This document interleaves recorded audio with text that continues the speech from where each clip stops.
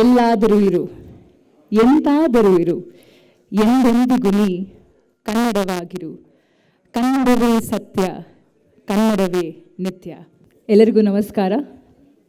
ಕರ್ನಾಟಕ ವಾಣಿಜ್ಯ ಮತ್ತು ಕೈಗಾರಿಕಾ ಮಹಾಸಂಸ್ಥೆ ಆಯೋಜನೆ ಮಾಡಿರುವಂತಹ ಕನ್ನಡ ರಾಜ್ಯೋತ್ಸವ ಕಾರ್ಯಕ್ರಮಕ್ಕೆ ತಮ್ಮೆಲ್ಲರಿಗೂ ಸಹ ಪ್ರೀತಿಪೂರ್ವಕವಾದಂತಹ ಸ್ವಾಗತ, ಸುಸ್ವಾಗತ. ನಮ್ಮ ಜೊತೆ ಇದ್ದಾರೆ ಪ್ರಖ್ಯಾತ ಗಾಯಕ ತಂಡವಾದಂಥ ಶ್ರೀಮತಿ ಸವಿತಾ ಗಣೇಶ್ ಪ್ರಸಾದ್ ಮತ್ತು ತಂಡದವರು.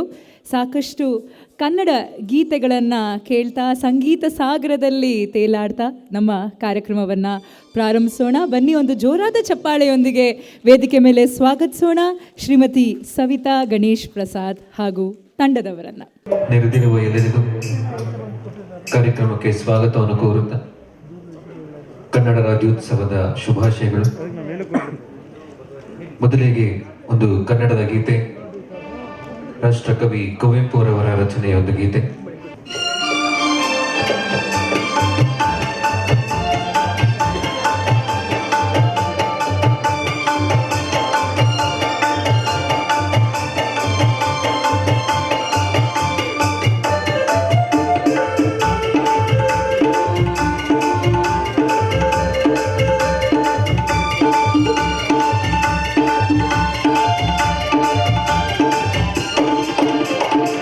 ಬಾರಿಸು ಕನ್ನಡ ಡಿಂಡಿಮವ, ಬಾರಿಸು ಕನ್ನಡ ಡಿಂಡಿಮವ, ಓ ಕರ್ನಾಟಕ ಹೃದಯ ಶಿವ,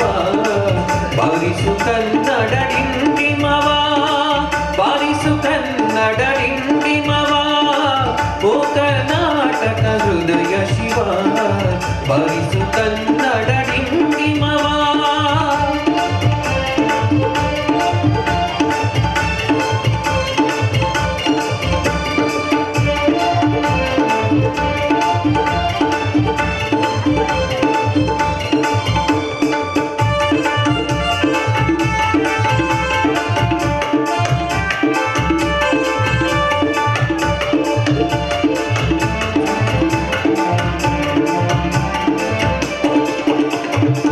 ಸತ್ತಂತಿಹರನು ಬಡಿದೆ ಚರಿಸು, ಕಚ್ಚಾಡುವರನು ಕೂಡಿಸಿ ಒಲಿಸು. ಸತ್ತಂತಿಹರನು ಬಡಿದೆ ಚರಿಸು, ಕಚ್ಚಾಡುವರನು ಕೂಡಿಸಿ ಒಲಿಸು. ಹೊಟ್ಟೆಯ ಕಿಚ್ಚಿಗೆ ಕಣ್ಣಿ ಸುರಿಸು, ಹೊಟ್ಟೆಯ ಕಿಚ್ಚಿಗೆ ಕಣ್ಣಿ ಸುರಿಸು. ಒಟ್ಟಿಗೆ ಬಾಡುವ ತೆರದಲ್ಲಿ ಹರಸು, ಬಾರಿಸು ಕನ್ನಡ ಡಿಂಡಿಮವ, ಬಾರಿಸು ಕನ್ನಡ ಡಿಂಡಿಮವ, ಓ ಕರ್ನಾಟಕ ಹೃದಯ ಶಿವ, ಬಾರಿಸು ಕನ್ನಡ ಡಿಂಡಿಮವ.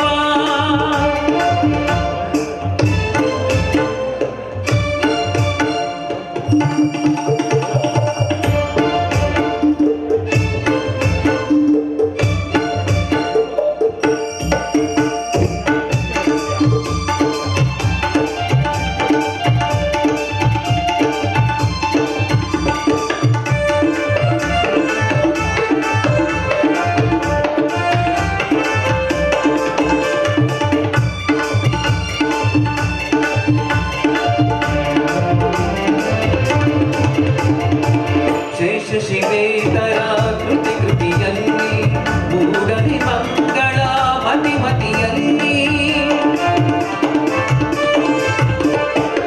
ಶೇಷ ಶಿವೇತರ ಕೃತಿ ಕೃತಿಯಲ್ಲಿ, ಮೂಡನೆ ಮಂಗಳ ಮತಿ ಮತಿಯಲ್ಲಿ.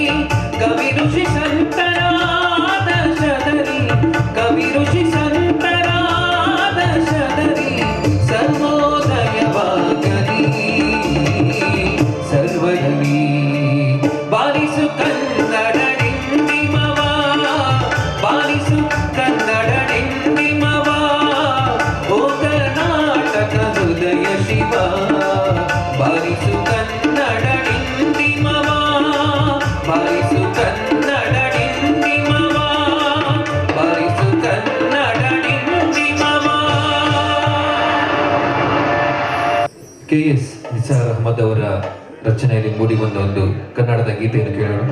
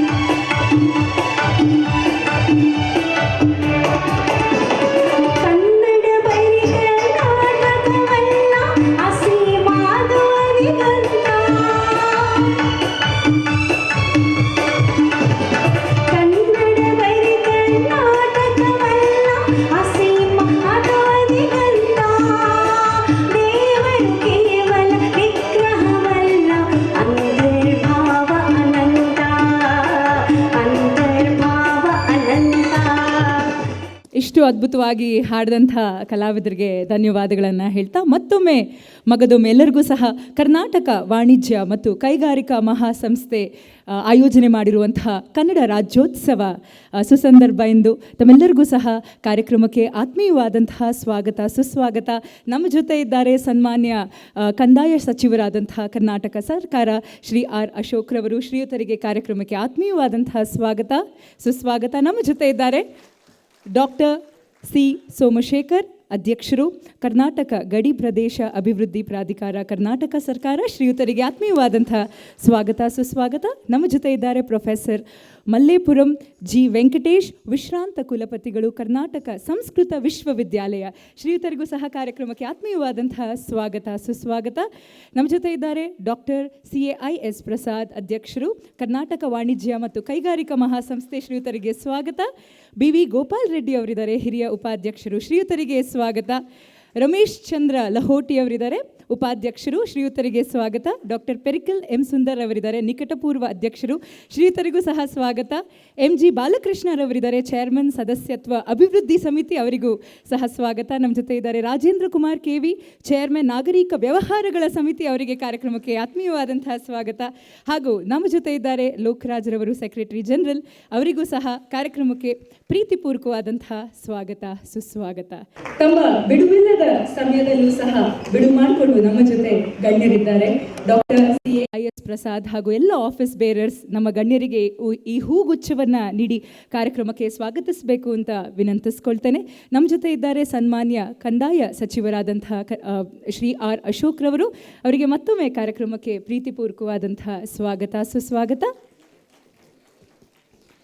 ನಮ್ಮ ಜೊತೆ ಇದ್ದಾರೆ ಡಾಕ್ಟರ್ ಸಿ ಸೋಮಶೇಖರ್, ಅಧ್ಯಕ್ಷರು, ಕರ್ನಾಟಕ ಗಡಿ ಪ್ರದೇಶ ಅಭಿವೃದ್ಧಿ ಪ್ರಾಧಿಕಾರ, ಕರ್ನಾಟಕ ಸರ್ಕಾರ. ಶ್ರೀಯುತರಿಗೂ ಸಹ ಕಾರ್ಯಕ್ರಮಕ್ಕೆ ಆತ್ಮೀಯವಾದಂತಹ ಸ್ವಾಗತ. ನಮ್ಮ ಜೊತೆ ಇದ್ದಾರೆ ಪ್ರೊಫೆಸರ್ ಮಲ್ಲೇಪುರಂ ಜಿ ವೆಂಕಟೇಶ್, ವಿಶ್ರಾಂತ ಕುಲಪತಿಗಳು, ಕರ್ನಾಟಕ ಸಂಸ್ಕೃತ ವಿಶ್ವವಿದ್ಯಾಲಯ. ಶ್ರೀಯುತರಿಗೂ ಸಹ ಕಾರ್ಯಕ್ರಮಕ್ಕೆ ಆತ್ಮೀಯವಾದಂತಹ ಸ್ವಾಗತ ಸುಸ್ವಾಗತ. ನೋಡಿ, ನಮ್ಮ ಸಂಪ್ರದಾಯ ಎಷ್ಟು ಚೆನ್ನಾಗಿದೆ.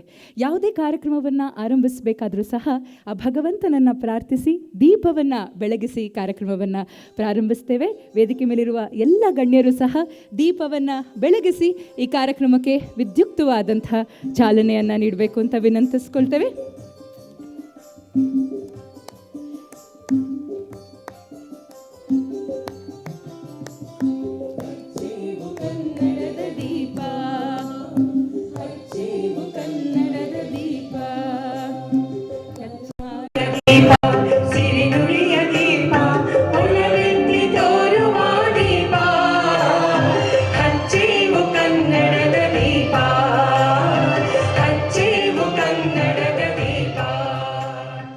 ನಿಜಕ್ಕೂ ಕೂಡ ನಮ್ಮ ಅದ್ಭುತವಾದಂತಹ ಮನುಷ್ಯ ಅಂತಲೇ ಹೇಳ್ಬೋದು. ದಿವಂಗತ ಶ್ರೀ ಪುನೀತ್ ರಾಜ್ಕುಮಾರ್ ಅವರು ಅದ್ಭುತವಾದ ನಟ. ಒಬ್ಬ ಮನುಷ್ಯ ಅಂದರೆ ಹೀಗಿರಬೇಕು ಅಂದರೆ ಬಂಗಾಳದ ಮನುಷ್ಯ ಆಗಿದ್ರು ಅವರು. ಅವರು ನಮ್ಮೆಲ್ಲರನ್ನ ಅಗಲಿ 1 ತಿಂಗಳಾಗಿದೆ ಇವತ್ತು. ನಿಜಕ್ಕೂ ಬಹಳ ದುಃಖವಾಗುತ್ತೆ. ಹಾಗಾಗಿ ಅವರಿಗೆ ಒಂದು ಮೌನಾಚರಣೆಯನ್ನು ಮಾಡ್ತಾ ನಮ್ಮ ಕಾರ್ಯಕ್ರಮವನ್ನು ಮುಂದುವರಿಸೋಣ. ವೇದಿಕೆ ಮೇಲಿರುವ ಗಣ್ಯರು ಶ್ರೀಯುತರಿಗೆ ಅಲ್ಲಿರುವಂತಹ ಪಲ್ಲಕ್ಕಕ್ಕೆ ಹೂವನ್ನು ಅರ್ಪಿಸಬೇಕು ಅಂತ ವಿನಂತಿಸ್ಕೊಳ್ತೇವೆ.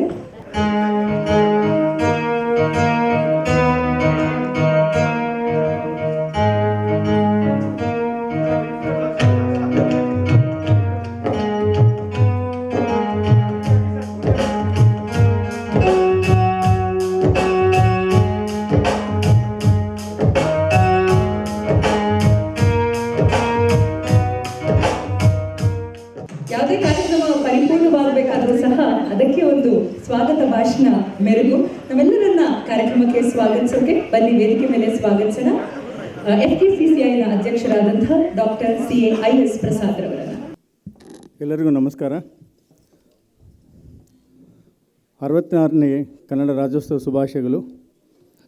ಸಭೆಯ ಮುಖ್ಯ ಅತಿಥಿಗಳಾದ ಹಾಗೂ ಕರ್ನಾಟಕ ಮಾನ್ಯ ಕಂದಾಯ ಸಚಿವರಾದ ಶ್ರೀ ಆರ್ ಅಶೋಕ್ ಅವರೇ, ವಿಶೇಷ ಆಹ್ವಾನಿತರಾದ ಡಾಕ್ಟರ್ ಸೋಮಶೇಖರ್, ಅಧ್ಯಕ್ಷರು, ಕರ್ನಾಟಕ ಗಡಿ ಪ್ರದೇಶ ಅಭಿವೃದ್ಧಿ ಪ್ರಾಧಿಕಾರ, ಪ್ರೊಫೆಸರ್ ಮಲ್ಲೇಪುರಂ ಜಿ ವೆಂಕಟೇಶ್, ವಿಶ್ರಾಂತಿ ಕುಲಪತಿಗಳು, ಕರ್ನಾಟಕ ಸಂಸ್ಕೃತ ವಿದ್ಯಾಲಯ, ಹಿರಿಯ ಉಪಾಧ್ಯಕ್ಷರು ಗೋಪಾಲ್ ರೆಡ್ಡಿ, ಉಪಾಧ್ಯಕ್ಷರು ರಮೇಶ್ ಚಂದ್ರ ಲಹೋಟಿ, ನಿಕಟಪೂರ್ವ ಅಧ್ಯಕ್ಷರು ಡಾಕ್ಟರ್ ಪೆರಿಕಲ್ M ಸುಂದರ್, ಸದಸ್ಯ ಅಭಿವೃದ್ಧಿ ಚೇರ್ಮನ್ ಆದ ಶ್ರೀ MG ಬಾಲಕೃಷ್ಣ, ಮತ್ತು ವಿಹಾರ ಸಮಿತಿಯ ಚೇರ್ಮನ್ ಆದ ಶ್ರೀ ಕೆ ವಿ ರಾಜೇಂದ್ರ ಕುಮಾರ್, ಲೋಕರಾಜ್ ಅವರ ಮಾಜಿ ಅಧ್ಯಕ್ಷರು, ಆಡಳಿತ ಮಂಡಲ ನಿರ್ದೇಶಕರು, ಸಂಸ್ಥೆಯ ಸದಸ್ಯರು, ಮಾಧ್ಯಮದ ಸ್ನೇಹಿತರು ಎಲ್ಲರಿಗೂ ಈ ಸಮಾರಂಭಕ್ಕೆ ಆತ್ಮೀಯವಾದ ಸ್ವಾಗತ ಬಯಸ್ತೀನಿ. ಸಮಯ ಪ್ರವಾಹದಿಂದ ನಾನು ಹೆಚ್ಚಿನ ಸಮಯ ತಗೊಳ್ಳಲ್ಲ. ಸರ್, ತಮಗೆ ಗೊತ್ತಿದ್ದಂಗೆ ನಮ್ಮ ಮೈಸೂರು ವಾಣಿಜ್ಯ ಭವನದಲ್ಲಿ ಪ್ರಪ್ರಥಮ ಬಾರಿಗೆ ದಿನಾಂಕ 4/2/1962 ಬೆಂಗಳೂರು ಕನ್ನಡಿಗರ ಸಮ್ಮೇಳನ ನಡೆಯಿತು. ಮೊಟ್ಟ ಮೊದಲ ಬಾರಿಗೆ ನಮ್ಮ ಮಹಾಸಂಸ್ಥೆಯ ಆವರಣದಲ್ಲಿ ಕನ್ನಡದ ಬಾವುಟನ್ನು ಹಾರಿಸಲಾಗಿದೆ ಎಂದು ತಮಗೆ ತಿಳಿಸಲು ನನಗೆ ಹೆಮ್ಮೆ ಎನಿಸುತ್ತಿದೆ. ಈ ಎಲ್ಲ ಕಾರ್ಯಕ್ರಮಗಳ ನೇತೃತ್ವವನ್ನು ಮಾಜಿ ಮುಖ್ಯಮಂತ್ರಿಗಳಾದ ಮಾನ್ಯಶ್ರೀ ಕೆಂಗಲ್ ಹನುಮಂತೇವರು, ಹಿರಿಯ ಸಾಹಿತಿಗಳಾದ ಶ್ರೀರಂಗ ಮತ್ತು ನಾಟಕ ಕ್ಷೇತ್ರದ ಹಿರಿಯರಾದ ಗುಬ್ಬಿಯವರನ್ನು ಸೇರಿದಂತೆ ಹಲವಾರು ಸಾಹಿತಿಗಳು, ಕಲಾವಿದರು ಪಾಲ್ಗೊಂಡಿದ್ದರು. ಸಾವಿರಾರು ವರ್ಷಗಳಿಂದ ಜೀವಂತಿಕೆ ಕಾಪಾಡಿಕೊಂಡು ಬಂದಿರುವ ಹೆಮ್ಮೆಯ ಕನ್ನಡ ಭಾಷೆ ಕೇವಲ ಭಾಷೆಯಾಗಿ ಉಳಿದೇ ಒಂದು ಸಂಸ್ಕೃತಿ ಆಗಿದೆ. ಅತಿ ಹೆಚ್ಚಿನ ಜ್ಞಾನಪೀಠ ಪ್ರಸಿದ್ಧಿಯನ್ನು ಪಡೆದ ಭಾಷೆ ಎಂಬ ಕೀರ್ತಿಗೆ ಕನ್ನಡ ಭಾಷೆ ಪ್ರತಿಗೆ. ಕರ್ನಾಟಕ ಹುಟ್ಟಿಗೆ ಕಾರಣರಾದ ಮಾನಶ್ರೀ ಆಲೂರು ವೆಂಕಟೇಶ್ವರರಾವ್ ಅವರು ಮೊದಲಿಗೆ ಕರ್ನಾಟಕ ಏಕೀಕರಣಕ್ಕೆ ಚಳುವಳಿಯನ್ನು ಸ್ವಾತಂತ್ರ್ಯ ಪೂರ್ವವಾಗಿ ಪ್ರಾರಂಭಿಸಿದರು. ನಂತರ 1956 ನವೆಂಬರ್ 1 ಮೈಸೂರು ರಾಜ್ಯ ಉದಯವಾಯಿತು. 1973 ಅಂದಿನ ಮುಖ್ಯಮಂತ್ರಿ ದೇವರಾಜ ಅರಸು ಅವರು ಅವಧಿಯಲ್ಲಿ ಮೈಸೂರು ರಾಜ್ಯವನ್ನು ಕರ್ನಾಟಕ ಎಂದು ಮರುನಾಮಕ ಮಾಡಲಾಯಿತು. ಈ ಸಂದರ್ಭದಲ್ಲಿ ಕಳೆದ 2 ವರ್ಷಗಳಿಂದ ನಮ್ಮೆಲ್ಲರನ್ನು ಭಯಂಕರವಾಗಿ ಕಾಡಿದ ಕೋವಿಡ್ ಸಾಂಕ್ರಾಮಿಕ ರೋಗದ ಸಂದರ್ಭದಲ್ಲಿ ತಮ್ಮ ಜೀವನವನ್ನು ಲೆಕ್ಕಿಸದೆ ಸೇವೆ ನೀಡಿದ ಆರೋಗ್ಯ ಅಧಿಕಾರಿಗಳು ಹಾಗೂ ಸಮಾಜ ಸೇವಕರಿಗೆ ಈ ಕೆಳಗಿನ ಕರೋನಾ ವಾರಿಯರ್ಸ್ ಅವರನ್ನು ಸನ್ಮಾನಿಸಲು ಉದ್ದೇಶಿಸಲಾಗಿದೆ. ಡಾಕ್ಟರ್ ಮನೋರಂಜನ್ ಹೆಗಡೆ, ಡಾಕ್ಟರ್ ನಂದಾ ಹಾಗೂ ಡಾಕ್ಟರ್ ಸತ್ಯಾವತಿ ಆರೋಗ್ಯ ಅಧಿಕಾರಿಗಳು, ಬೃಹತ್ ಬೆಂಗಳೂರು ಮಹಾನಗರ ಪಾಲಿಕೆ, ಶ್ರೀ ಶಿವಶಕ್ತಿ ಪ್ರಸಾದ್ ಸಮಾಜ ಸೇವಕರು ಹಾಗೂ ಶ್ರೀ ವಿನೋದ್ ಕರ್ತವ್ಯ ಸಮಾಜ ಸೇವಕರು ಅವರನ್ನು ಸನ್ಮಾನಿಸಿದೆ. ಈ ಸಂದರ್ಭದಲ್ಲಿ ತಮ್ಮ ಬಿಡುವಿಲ್ಲದ ಸಮಯದಲ್ಲಿ ಆಗಮಿಸಿರುವ ಸನ್ಮಾನ ಶ್ರೀ ಆರ್ ಅಶೋಕ್ ಕಂದಾಯ ಸಚಿವರು, ಕರ್ನಾಟಕ ಸರ್ಕಾರವನ್ನು ಹೃತ್ಪೂರ್ವಕವಾಗಿ ಸ್ವಾಗತಿಸುತ್ತೀನಿ. ವಿಶೇಷ ಆಹ್ವಾನದಿಂದ ಕರ್ನಾಟಕ ಏಕೀಕರಣ ಶ್ರಮಿಸಿದ ಇತರ ವ್ಯಕ್ತಿಗಳ ಸನ್ಮಾನರಾದ ಶ್ರೀ ಶಿವರಾಮ್ ಕಾರಂತ್, ಶ್ರೀ ಕುವೆಂಪು, ಶ್ರೀ ಮಾಸ್ತಿ ವೆಂಕಟೇಶ್ ಅಯ್ಯಂಗಾರ್, ಶ್ರೀ ಎನ್ ಕೃಷ್ಣರಾವ್ ಮತ್ತು ಶ್ರೀ BM ಶ್ರೀಕಂಠ ಅವರನ್ನು ನಾವು ಸ್ಮರಿಸಬೇಕು. ನಾವೆಲ್ಲರೂ ಕೇವಲ ನವೆಂಬರ್ನಲ್ಲಿ ಮಾತ್ರ ಕನ್ನಡಗಾರರಿರಬಾರದು. ವರ್ಷ ಪೂರ್ತಿ ಕನ್ನಡದಲ್ಲೇ ಮಾತನಾಡುವುದು ಹಾಗೂ ಓದುವುದು, ಬರೆಯುವುದು ಮತ್ತು ದಿನನಿತ್ಯ ವ್ಯವಹಾರಗಳನ್ನು ಮಾಡುವುದಂತ ಅವಶ್ಯವಿದೆ ಅಂತ ಈ ಒಂದು ಸಂದರ್ಭದಲ್ಲಿ ಹೇಳ್ತಾ ಎಲ್ಲರನ್ನೂ ಮತ್ತೆ ಸ್ವಾಗತಿಸಿ, ಕನ್ನಡ ಸಿರಿಗನ್ನಡಂ ಗಲ್ಗೆ ಸಿರಿಗನ್ನಡಂ ಬಾಲ್ಗೆ ಅಂತ ಥ್ಯಾಂಕ್ ಯು. ಕೋವಿಡ್ ಸಮಯದಲ್ಲಿ ಸಾಕಷ್ಟು ಜೀವಗಳನ್ನು ಉಳಿಸಿ ಸಾಕಷ್ಟು ಸಮಾಜ ಸೇವೆಯನ್ನು ಮಾಡ್ತಿರುವಂತಹ ಗಣ್ಯರಿಗೆ ಅಂತಹ ಸಾಧಕರಿಗೆ ಈಗ ಸನ್ಮಾನ ಮಾಡುವಂತಹ ಸಮಯ. ವೇದಿಕೆ ಮೇಲಿರುವ ಎಲ್ಲ ಗಣ್ಯರು ಸಹ ಸನ್ಮಾನ ಮಾಡಬೇಕು ಅಂತ ವಿನಂತಿಸ್ಕೊಳ್ತೇವೆ. ಮೊದಲನೇದಾಗಿ ತಮ್ಮ ಜೋರಾದ ಚಪ್ಪಾಳೆಯೊಂದಿಗೆ ವೇದಿಕೆ ಮೇಲೆ ಬರಮಾಡ್ಕೊಳ್ಳೋಣ. ಡಾಕ್ಟರ್ ನಂದಾ, ಆರೋಗ್ಯ ವೈದ್ಯಾಧಿಕಾರಿಗಳು, ಬೃಹತ್ ಬೆಂಗಳೂರು ಮಹಾನಗರ ಪಾಲಿಕೆ ಬೆಂಗಳೂರು. ಅವರಿಗೆ ಒಂದು ಜೋರಾದ ಚಪ್ಪಾಳೆ ಬರಲಿ. ಹುಟ್ಟಿದ್ದು ಮಂಗಳೂರಿನಲ್ಲಿ MBBS ಓದಿ 22 ವರ್ಷಗಳ ಕಾಲ ಗ್ರಾಮೀಣ ಪ್ರದೇಶಗಳಲ್ಲಿ ಸಾಕಷ್ಟು ಸಾಧನೆಯನ್ನು ಮಾಡಿರ್ತಾರೆ. ಇವರು ಸಾಕಷ್ಟು ಜೀವಗಳಿಗೆ ಜೀವದಾನವನ್ನು ಮಾಡ್ತಾ ವೈದ್ಯಕೀಯ ಕ್ಷೇತ್ರದಲ್ಲಿ ದೊಡ್ಡ ಸಾಧನೆಯನ್ನು ಮಾಡಿರುವಂಥ ಡಾಕ್ಟರ್ ನಂದಾರವರಿಗೆ ಇಂದು ಈ ಸನ್ಮಾನ ಕೊಡೋದಕ್ಕೆ ಖುಷಿಯಾಗ್ತಾ ಇದೆ. ಈಗ ವೇದಿಕೆ ಮೇಲೆ ಬರಮಾಡ್ಕೋಣ ಶ್ರೀಮತಿ ಡಾಕ್ಟರ್ ಸತ್ಯವತಿ, ವೈದ್ಯಾಧಿಕಾರಿಗಳು, ಬೃಹತ್ ಬೆಂಗಳೂರು ಮಹಾನಗರ ಪಾಲಿಕೆ ಬೆಂಗಳೂರು.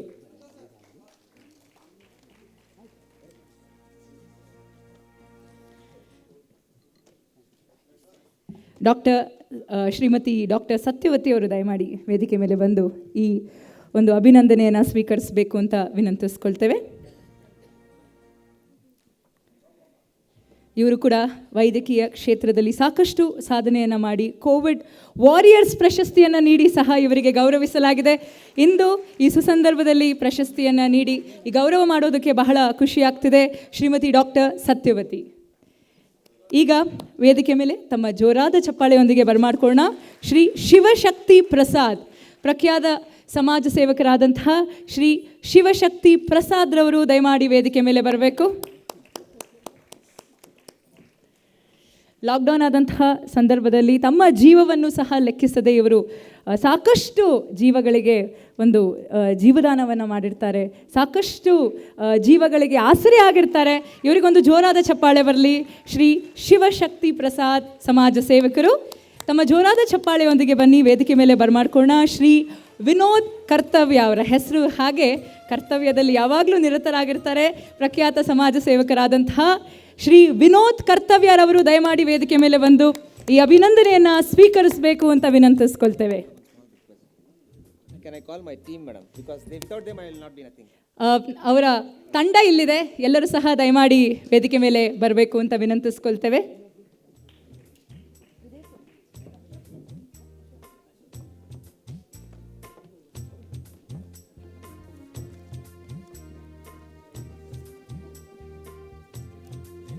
ಅವರ ತಂಡ ಫುಲ್ ಇದೆ. ಎಲ್ಲರಿಗೂ ಸಹ ಒಂದು ಜೋರಾದ ಚಪ್ಪಾಳೆ ಬರಲಿ. ಇವರೆಲ್ಲರೂ ಕೋವಿಡ್ ಸಂದರ್ಭದಲ್ಲಿ ಸಾಕಷ್ಟು ಸಮಾಜ ಸೇವೆಯನ್ನು ಮಾಡಿರ್ತಾರೆ, ಸಾಕಷ್ಟು ಜನರಿಗೆ ಆಸರೆ ಆಗಿರ್ತಾರೆ. ಅವರೆಲ್ಲರಿಗೂ ಸಹ ನಮ್ಮ ಹೃದಯ ತುಂಬಿದ ಅನಂತ ಅನಂತ ಅಭಿನಂದನೆಗಳು.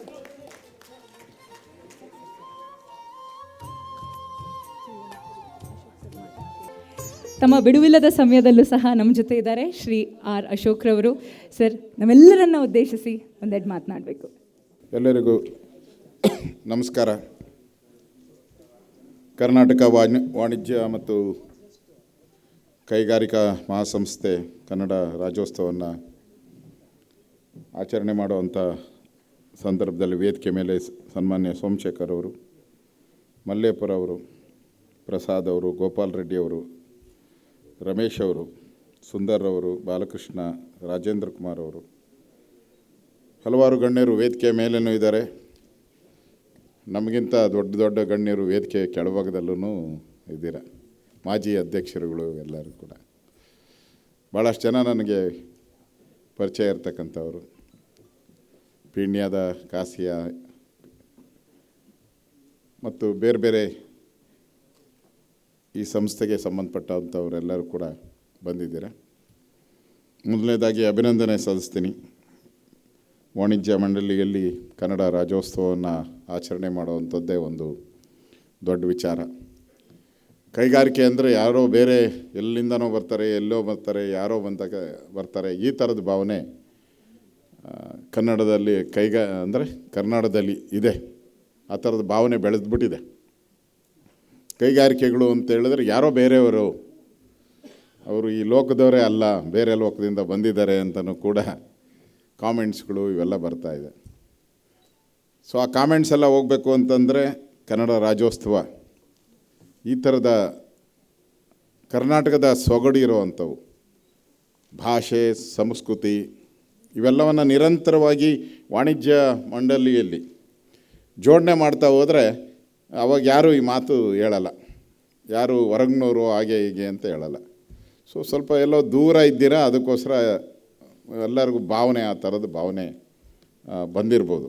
ಆದರೆ ಈಗ ಪ್ರಾರಂಭ ಮಾಡಿದ್ದೀರ ಪ್ರಸಾದ್ ಅವರ ನೇತೃತ್ವದಲ್ಲಿ. ನನಗೂ ಭಾಳ ಪರಿಚಯ ಇದ್ದಾರೆ ಎಲ್ಲರೂ. ಸೊ ಕನ್ನಡ ನಾಡ ನುಡಿಗೆ ಸೇವೆ ಸಲ್ಲಿಸೋದ್ರ ಬಗ್ಗೆ ಎಲ್ಲ ಮಾತಾಡಿದ್ದಾರೆ. ಆದರೆ ನಾವೆಲ್ಲಿ ಕೆಲಸ ಮಾಡ್ತೀರಿ, ನಮ್ಮೆಲ್ಲಿ ಸಂಸ್ಥೆಗಳಿದೆ, ಆ ಸಂಸ್ಥೆಗಳಲ್ಲಿ ಎಷ್ಟರ ಮಟ್ಟಿಗೆ ನಾವು ಕನ್ನಡ ಮಾತಾಡ್ತೀರಿ, ಕನ್ನಡದ ಫಲಕಗಳಿರ್ಬೋದು,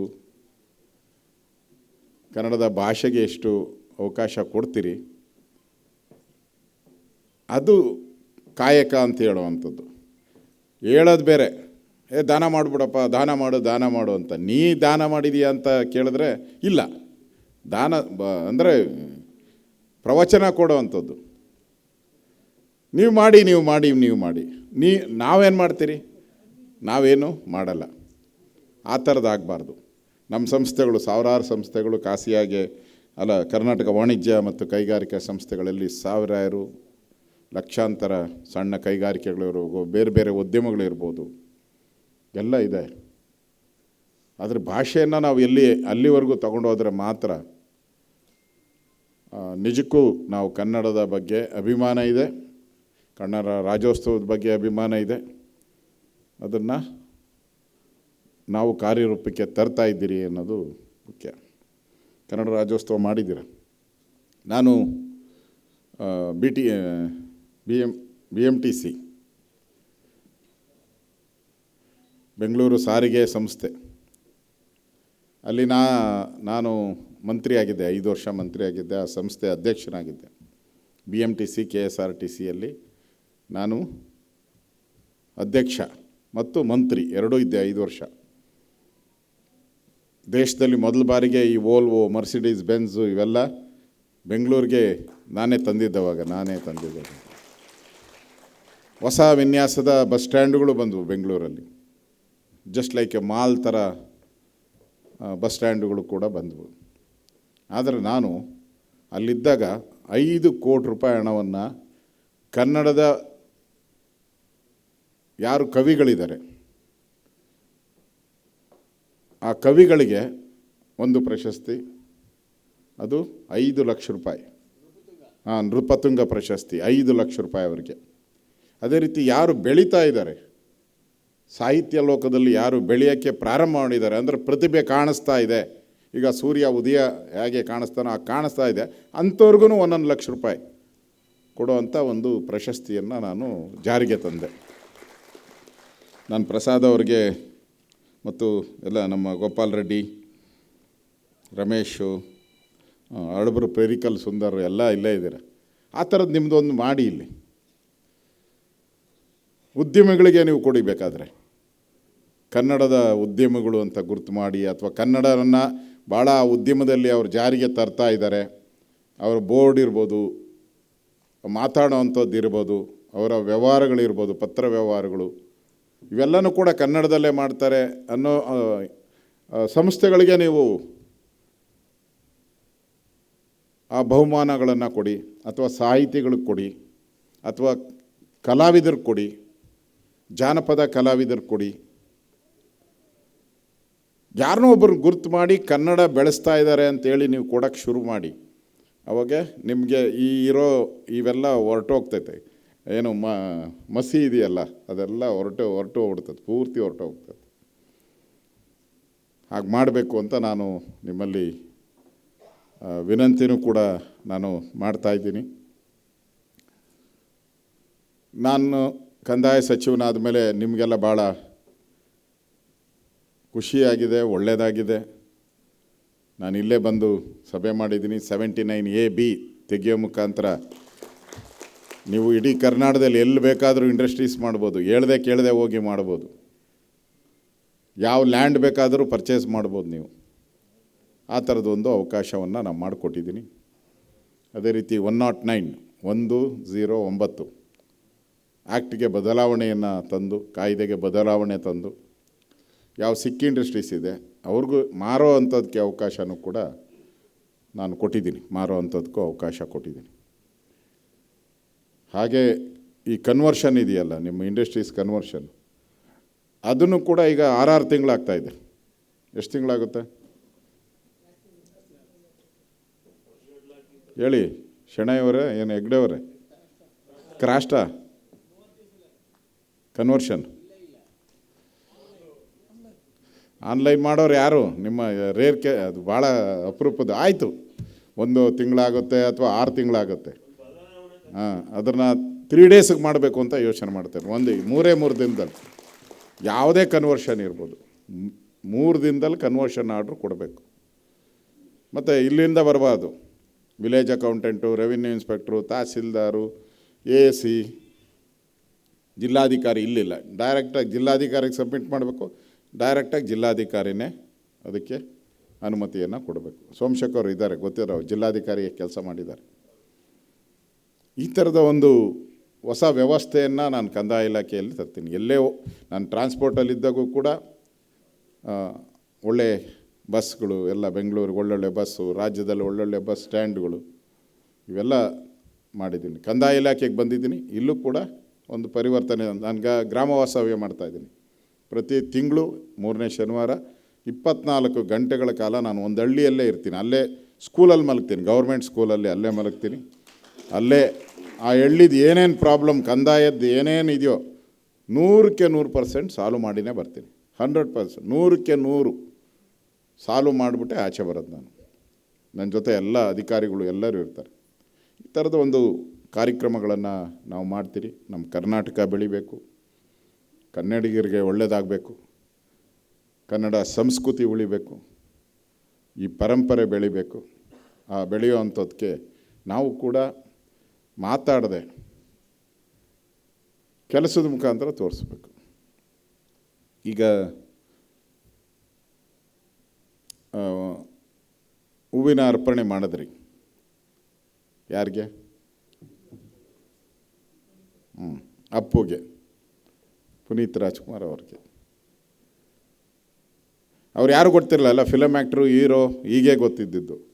ಅವ್ರು ಎಷ್ಟು ಸೇವಾ ಕಾರ್ಯ ಮಾಡ್ತಾ ಇದ್ದಾರೆ ಅನ್ನೋದು ಗೊತ್ತಾಗಿದೆ ಈಗ. ಅಂದರೆ ಒಬ್ಬ ವ್ಯಕ್ತಿ ತನ್ನ ಉದ್ಯೋಗ ಜೊತೆಗೆ ಈ ಥರದ ಒಂದು ಸಮಾಜದ ಚಟುವಟಿಕೆಯನ್ನು ಮಾಡಿದಾಗ ಮಾತ್ರ ಪರಿಪೂರ್ಣ ಆಗೋದು ಅಂತ,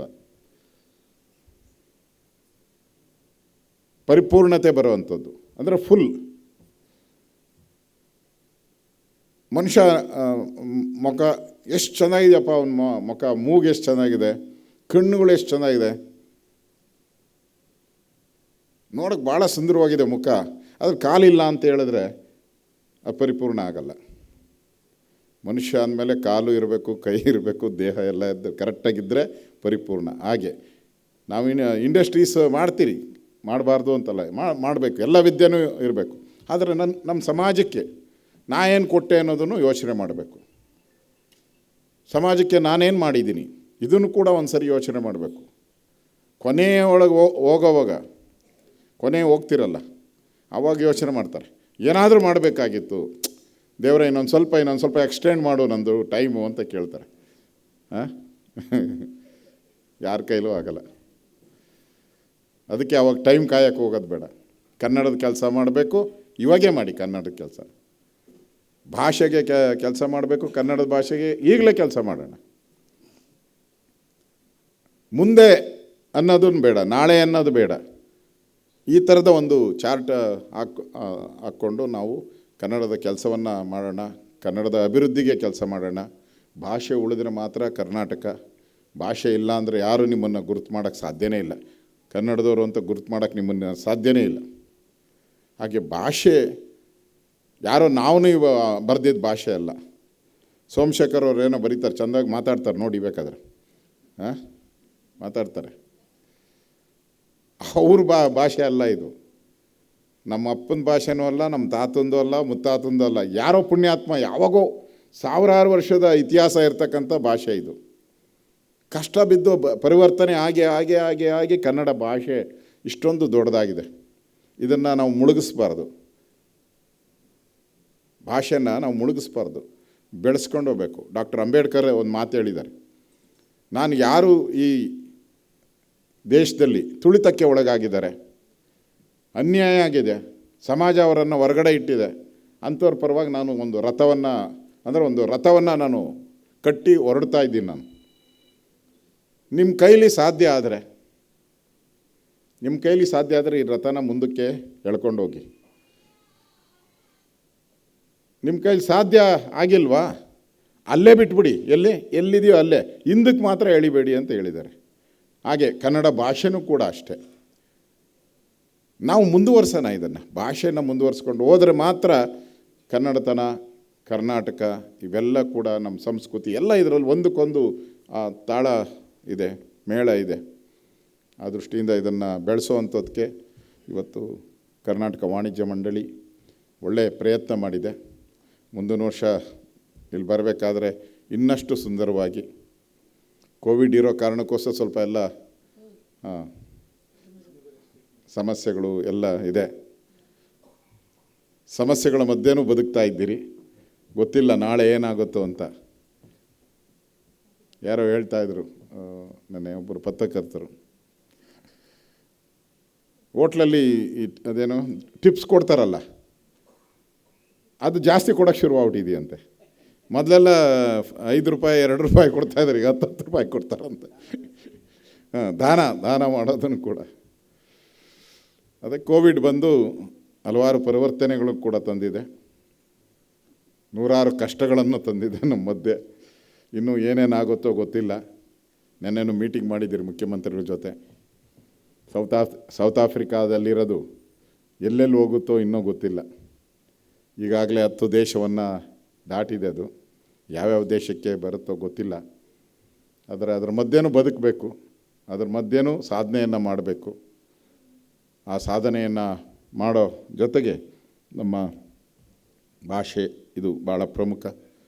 ಕನ್ನಡದವರಾಗಿ ಕನ್ನಡತನವನ್ನು ಬೇರೆ ಭಾಷೆಯವರು ಅಂತ ಅಲ್ಲ, ಒಂದು ಬಾರಿ ನೀವು ಇಲ್ಲಿ ಬಂದ ಮೇಲೆ ನೀವು ಯಾವುದೇ ರಾಜ್ಯದಿಂದ ಬಂದಿರ್ಬೋದು, ಯಾವುದೇ ದೇಶದಿಂದ ಬಂದಿರ್ಬೋದು, ಒಂದು ಸರಿ ಇಲ್ಲಿ ಬಂದು ಇಲ್ಲಿ ವಾಸ ಮಾಡಿದ ಮೇಲೆ ನಾವೆಲ್ಲ ಕನ್ನಡಿಗರು ಅನ್ನೋದು ಅರ್ಥ ಮಾಡ್ಕೊಬೇಕು ಮನಸ್ಸಲ್ಲಿ. ಅದು ಇಂಪಾರ್ಟೆಂಟ್. ನಾನು ಕನ್ನಡಿಗ ಅನ್ನೋದು ಒಂದು ಸರಿ ಬಂದರೆ ಎಲ್ಲನೂ ಸರ್ವೇ ಸಾಮಾನ್ಯವಾಗಿ ನಡ್ಕೊಂಡು ಹೋಗ್ತದೆ. ಅದನ್ನು ತಾವೆಲ್ಲರೂ ಮಾಡಬೇಕು. ಮುಂದಿನ ವರ್ಷ ಇನ್ನಷ್ಟು ಅದ್ಧೂರಿಯಾಗಿ ಕನ್ನಡ ರಾಜ್ಯೋತ್ಸವವನ್ನು ಮಾಡಿ ಹಲವಾರು ಕವಿಗಳಿಗೆ, ಕನ್ನಡದ ಕವಿಗಳಿಗೆ, ಸಾಹಿತಿಗಳಿಗೆ, ಕ್ರೀಡಾಪಟುಗಳಿಗೆ ಈ ಥರದೊಂದು ಕರೆದು ಅವರಿಗೆ ಗೌರವ ಅರ್ಪಣೆ ಮಾಡಿದ್ರೆ ಅವ್ರಿಗೂ ಅನಿಸ್ತೈತೆ ನಾನು ಕನ್ನಡದವನು ನೋಡಪ್ಪ, ನಾನು ಕನ್ನಡ ಅನ್ನೋದಕ್ಕೋಸ್ಕರ ನನ್ನ ಕರೆದು ಸನ್ಮಾನ ಮಾಡಿದ್ರು, ನಾನೇನಾದರೂ ಕನ್ನಡಕ್ಕೆ ಕೆಲಸ ಮಾಡಬೇಕು ಅನ್ನೋ ಒಂದು ಭಾವನೆಯೂ ಕೂಡ ಬರ್ತದೆ. ಆ ಕೆಲಸವನ್ನು ತಾವೆಲ್ಲರೂ ಕೂಡ ಮಾಡ್ತೀರಾ ಅನ್ನೋ ವಿಶ್ವಾಸ ಇದೆ. ನಾನು ಹೆಚ್ಚು ಸಮಯ ತೆಗೆದುಕೊಳ್ಳಲ್ಲ. ನಾನು ಈ ಕಾರ್ಯಕ್ರಮಕ್ಕೆ ಬರೋಕ್ಕೆ ಇರಲಿಲ್ಲ. ನಾನು ಆನೇಕಲ್ಲಲ್ಲಿ ಚುನಾವಣಾ ಪ್ರಚಾರದಲ್ಲಿ ಕೆಲಸ ಮಾಡ್ತಾಯಿದ್ದೆ, ಓಡಾಡ್ತಾಯಿದ್ದೆ. ಸತತವಾಗಿ ಬಿಡದೆ ನನ್ನ ಬೇತಾಳದ ರೀತಿ ಹಿಂದೆ ಬಿದ್ದಿದ್ದಕ್ಕೆ ಬಂದಿದ್ದೀನಿ. ಮತ್ತು ಈಗ ನನ್ನ ಮೀಟಿಂಗ್ ಇದೆ, ನಂದು ಇನ್ನೊಂದು ಸಭೆ ಹೋಗಬೇಕಾಗಿದೆ. ನಾನು ಅದಕ್ಕೋಸ್ಕರ ತಾವೆಲ್ಲರೂ ಅನುಮತಿ ಕೊಟ್ಟರೆ ನಾನು ಇಲ್ಲಿಂದ ತೆರಳ್ತೀನಿ. ಎಲ್ಲರಿಗೂ ಒಳ್ಳೆಯದಾಗಲಿ. ಜೈ ಹಿಂದ್, ಜೈ ಕರ್ನಾಟಕ. ಧನ್ಯವಾದಗಳು. ಪ್ರೋತ್ಸಾಹದಾಯಕವಾಗಿ ಮಾತನಾಡಿದಂಥ ಶ್ರೀ ಆರ್ ಅಶೋಕ್ರವರಿಗೆ ಧನ್ಯವಾದಗಳು. FKCCIನ ಅಧ್ಯಕ್ಷರಾದಂಥ ಡಾಕ್ಟರ್ CAIS ಪ್ರಸಾದ್ ಹಾಗೂ ಎಲ್ಲ ಆಫೀಸ್ ಬೇರರ್ಸ್ ಶ್ರೀಯುತರಿಗೆ ಈ ಒಂದು ಅಭಿನಂದನೆಯನ್ನು ಸಲ್ಲಿಸಬೇಕು. ತಮ್ಮ ಬಿಡುವಿಲ್ಲದ ಸಮಯದಲ್ಲೂ ಸಹ ಕಾರ್ಯಕ್ರಮಕ್ಕೆ ಬಂದಿದ್ದಾರೆ. ಅವರಿಗೆ ನಮ್ಮ ಹೃದಯ ತುಂಬಿದ ಅನಂತ ಅನಂತ ಧನ್ಯವಾದಗಳು.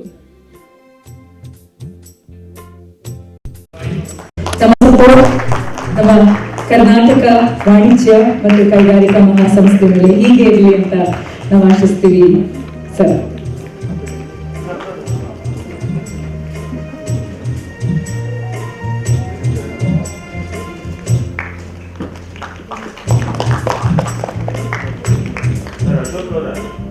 ಒಂದೇ ಒಂದು ಮನವಿ, ಈಗಾಗಲೇ ನೀವು ಹೇಳಿದ್ರೆ ನಾನು ಗ್ರಾಮದ ವಾಸ ಸೋಮಶೇಖರ್ ಪಕ್ಕದಲ್ಲಿದ್ದಾರೆ. ಗಡಿನಾಡು ಜಿಲ್ಲೆಗಳಲ್ಲಿ, ಫಾರ್ ಎಕ್ಸಾಂಪಲ್ ಚಾಮರಾಜನಗರ ಜಿಲ್ಲೆಯಲ್ಲಿ ಒಂದು ಗಡಿಭಾಗದ ಗ್ರಾಮದಲ್ಲಿ ನಾವು ವಾಸ ಮಾಡೋದ್ರಿಂದ, ಎರಡನೇದು ನಾವು ನೀವು ನಿಂತಿರೋ ಜಾಗ ಮಾರಾಟ ಕೊಟ್ಟಂಥ ಜಾಗ, ರಾಜನು ಮಾರದಂಥದ್ದಾಗಲಿ ರಾಜ್ಯದಿಂದ ಕೊಳ್ಳದಂಥ ಜಮೀನನ್ನ ಪರಿವರ್ತನೆ ಮತ್ತೊಂದು ಸುಗಮವಾಗಿ ನಡೀಲಿ ನಿಮ್ಮ ಈ ರೆವಿನ್ಯೂ ಮಿನಿಸ್ಟರ್ ಆಗಬೇಕು ಅಂತ ಶ್ರೀ ಆರ್ ಅಶೋಕ್ ಅವರಿಗೆ ಅನಂತ ಅನಂತ ಹೃದಯ ತುಂಬಿದ ಧನ್ಯವಾದಗಳು. ನಮ್ಮ ಜೊತೆ ಇದ್ದಾರೆ ಡಾಕ್ಟರ್ C ಸೋಮಶೇಖರ್ ಅವರು. ಎಲ್ಲರಿಗೂ ಸಹ ಬಹಳಷ್ಟು ಚಿರಪರಿಚಿತರು, ಆದರೆ ಅವರನ್ನ ಈ ಒಂದು ಕಾರ್ಯಕ್ರಮಕ್ಕೆ ಪರಿಚಯ ಮಾಡೋದಕ್ಕೆ ಬಹಳ ಹೆಮ್ಮೆ ಅನಿಸುತ್ತೆ. ಶ್ರೀ BV ಗೋಪಾಲ್ ರೆಡ್ಡಿ ಅವರು ಹಿರಿಯ ಉಪಾಧ್ಯಕ್ಷರು ಗೌರವ ಅತಿಥಿಗಳನ್ನ ಈ ಕಾರ್ಯಕ್ರಮಕ್ಕೆ ಪರಿಚಯಿಸಬೇಕು ಅಂತ ವಿನಂತಿಸ್ಕೊಳ್ತೇನೆ.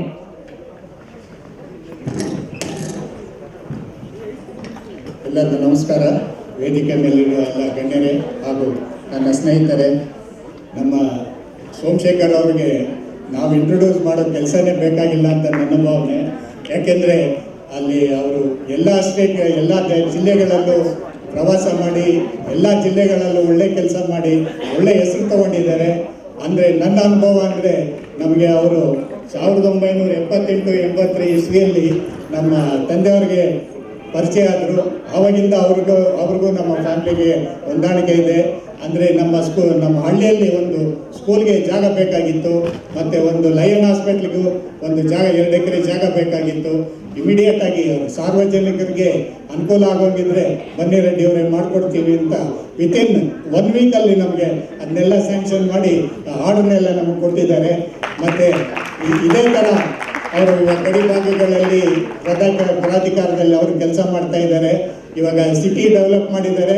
ಮುಂದಕ್ಕೆ ಗಡಿ ಭಾಗಗಳು ಅವರು ಒಳ್ಳೆ ಕೆಲಸ ಮಾಡಲಿ ಅಂತ ಹಾರೈಸ್ತಾ ಅವ್ರನ್ನ ಪರಿಚಯ ಮಾಡಿಕೊಡೋದಕ್ಕೆ ನಮ್ಗೆ ಸಮಯ ಕೊಟ್ಟಿದ್ದಕ್ಕೆ ಎಲ್ಲರೂ ವಂದನೆಗಳು.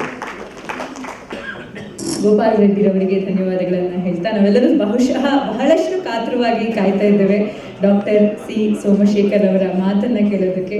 ಸರ್, ನಮ್ಮೆಲ್ಲರನ್ನ ಉದ್ದೇಶಿಸಿ ಮಾತನಾಡಬೇಕು ಅಂತ ವಿನಂತಿಸ್ಕೊಳ್ತೇನೆ. ಎಲ್ಲಾದರೂ ಇರು, ಎಂತಾದರೂ ಇರು, ಎಂದೆಂದಿಗೂ ನೀ ಕನ್ನಡವಾಗಿರು. ಕನ್ನಡ ಗೋವಿನ ಓ ಮುದ್ದಿನ ಕರು, ಕನ್ನಡತನ ಹೊಂದಿರೆ ನಿನಮಗೆ ಕಲ್ಪತರು. ನೀ ಮೆಟ್ಟುವ ನೆಲ ಅದೇ ಕರ್ನಾಟಕ, ನೀ ಮುಟ್ಟುವ ಮರ ಶ್ರೀಗಂಧದ ಮರ, ನೀನೇರುವ ಮಲೆ ಅದು ಸಹ್ಯಾದ್ರಿ, ನೀನು ಕುಡಿಯುವ ನೀರು ಅದು ಕಾವೇರಿ ಅನ್ನುವ ರಾಷ್ಟ್ರಕವಿ ಕುವೆಂಪುರವರ ಮಾತನ್ನು ಸ್ಮರಿಸಿಕೊಳ್ತಾ, ಅವರ ಮಾತಿನಲ್ಲಿ ಕನ್ನಡದ ಸಂಸ್ಕೃತಿ ಇದೆ, ಕನ್ನಡದ ಸಂಸ್ಕಾರವಿದೆ, ಕನ್ನಡದ ಬದುಕಿನ ದರ್ಶನವಿದೆ. ಇಷ್ಟು ಭಾವನಾತ್ಮಕವಾಗಿ ಅವರು ಹೇಳಿದ್ದಾರೆ. ನೀ ಮೆಟ್ಟುವ ನೆಲ ಅದು ಕರ್ನಾಟಕ, ನೀವು ಮುಟ್ಟುವ ಮರ ಶ್ರೀಗಂಧದ ಮರ. ಎಂಥ ಅದ್ಭುತವಾದ ಕಲ್ಪನೆ. ನೀನೇರುವ ಮಲೆ ಅದು ಸಹ್ಯಾದ್ರಿ, ನೀನು ಕುಡಿಯುವ ನೀರು ಅದು ಕಾವೇರಿ, ಪವಿತ್ರವಾದ ಜಲ. ಈ ಕನ್ನಡ ನಾಡು ಪುಣ್ಯಭೂಮಿ, ರಸ ಋಷಿಗಳ ಭೂಮಿ, ಧರ್ಮಕರ್ಮಗಳ ಸಮನ್ವಯದ ಭೂಮಿ. ಈ ನಾಡಿನಲ್ಲಿ ಅನೇಕ ಮಹಾನುಭಾವರು ಜನ್ಮ ತಾಳಿ ಬದುಕನ್ನು ಸಾರ್ಥಕಗೊಳಿಸಿಕೊಂಡಿದ್ದಾರೆ. ಇಂದು ಕನ್ನಡ ರಾಜ್ಯೋತ್ಸವವನ್ನು ನಮ್ಮ ನೆಚ್ಚಿನ ಸಂಸ್ಥೆಯಾದ ಕರ್ನಾಟಕ ವಾಣಿಜ್ಯ ಮತ್ತು ಕೈಗಾರಿಕಾ ಮಹಾಸಂಸ್ಥೆ ಬಹಳ ಅರ್ಥಪೂರ್ಣವಾಗಿ ಆಚರಿಸ್ತಾ ಇದೆ. ಈ ಸಂಸ್ಥೆಯ ಅಧ್ಯಕ್ಷರಾದ ಸನ್ಮಾನ್ಯ ಪ್ರಸಾದ್ರವರೇ, ನನ್ನನ್ನು ಆತ್ಮೀಯವಾಗಿ ಪರಿಚಯ ಮಾಡಿಕೊಟ್ಟ ಸಹೋದರ ಸಮಾನರಾದ ಗೋಪಾಲ್ ರೆಡ್ಡಿ ಅವರೇ, ನಮ್ಮ ಬಹುಕಾಲದ ಮಿತ್ರ ರಮೇಶ್ ಚಂದ್ರ ಲಹೋಟಿಯವರೇ, ಬಹಳ ಆತ್ಮೀಯದ ಹತ್ತಿರ ಮಿತ್ರ ಬೆರಿಕಾಲ್ ಸುಂದರ್ ಅವರೇ, ಎಂ ಜಿ ಬಾಲಕೃಷ್ಣ ಅವರೇ, ರಾಜೇಂದ್ರ ಕುಮಾರ್ ಅವರೇ, ಎಲ್ಲಕ್ಕಿಂತ ಮಿಗಿಲಾಗಿ ಈ ನಾಡು ಕಂಡಂತಹ ಬಹುದೊಡ್ಡ ಸಾಹಿತಿ, ಬಹುದೊಡ್ಡ ವಿದ್ವಾಂಸರು, ಚಲಿಸುವ ಕನ್ನಡದ ಸಾಹಿತ್ಯದ ಕೋಶದಂತಿರುವ ಹಿರಿಯರಾದ ಸನ್ಮಾನ್ಯ ಮಲ್ಲೇಪುರ ವೆಂಕಟೇಶ್ರವರೇ, ಗೆಳೆಯ ಶಿವಕುಮಾರ್ ಅವರೇ, ಆತ್ಮೀಯ ಬಂಧುಗಳೇ, ಈ ಕನ್ನಡ ನಾಡಿನ ಇತಿಹಾಸವನ್ನು ಸ್ವಲ್ಪ ನಾವು ಹಿಂತಿರುಗಿ ನೋಡಬೇಕು. ಒಬ್ಬ ಶರಣ ಒಂದು ಮಾತನ್ನು ಹೇಳ್ತಾನೆ, ಹಿಂದಣ ಹೆಜ್ಜೆಯ ನೋಡದೆ ಮುಂದೆ ಹೋಗಬಾರ್ದು ಅಂಥೇಳಿ. ನಮ್ಮ ಇತಿಹಾಸವನ್ನು ನಾವು ಅರ್ಥ ಮಾಡಿಕೊಳ್ಬೇಕು. ಯಾರು ಇತಿಹಾಸವನ್ನು ಓದೋದಿಲ್ಲ ಅವರು ಇತಿಹಾಸವನ್ನು ಸೃಷ್ಟಿ ಮಾಡಲಿಕ್ಕೆ ಸಾಧ್ಯ ಇಲ್ಲ. ಇತಿಹಾಸ ಅನ್ನುವಂಥದ್ದು ವಾಸ್ತವಿಕ ಬದುಕಿನ ದರ್ಶನ. ಅದು ನಮ್ಮ ಕನ್ನಡ ನಾಡು ಹಂಚಿ ಹರಿದು ಹೋಗಿತ್ತು. ಈ ಕರ್ನಾಟಕದ ಏಕೀಕರಣ ಆಗಬೇಕು ಅಂತ ಅನೇಕ ಮಹಾನುಭಾವರು ಕನಸನ್ನು ಕಂಡರು. ಅದರಲ್ಲೂ ವಿಶೇಷವಾಗಿ ಬ್ರಿಟಿಷ್ ಅಧಿಕಾರಿಗಳು, sir Walter Elliot, sir Thomas Munro, ರಜೇಲ್ ಅನ್ನುವಂಥ ಮಹಾನುಭಾವರು ಹೌದು ಭಾಷಾವಾರು ಪ್ರಾಂತ್ಯಗಳ ರಚನೆ ಆಗಬೇಕು ಅನ್ನುವಂತಹ ಕನ್ನಡಿಗರ ಕೂಗಿಗೆ ಸಹಮತ ವ್ಯಕ್ತಪಡಿಸಿದರು. ಬಂಗಾಳವನ್ನು ವಿಭಜನೆ ಮಾಡಬೇಕು ಅಂತ ಬ್ರಿಟಿಷರು ಹೊರಟರು 1905ರಲ್ಲಿ. ಆಗ ವಂಗಭಂಗ ಅನ್ನುವಂಥ ಒಂದು ಚಳುವಳಿಯನ್ನು ಪ್ರಾರಂಭ ಮಾಡಿ ಬಂಗಾಳವನ್ನು ಒಡೆಯಬಾರದು ಅನ್ನುವಂತಹ ದೊಡ್ಡ ದೊಡ್ಡ ಸಮರೋಪಾದಿಯ ಆಂದೋಲನದಾಗ ಮಣಿದು ಬಂಗಾಳ ಒಂದಾಯಿತು.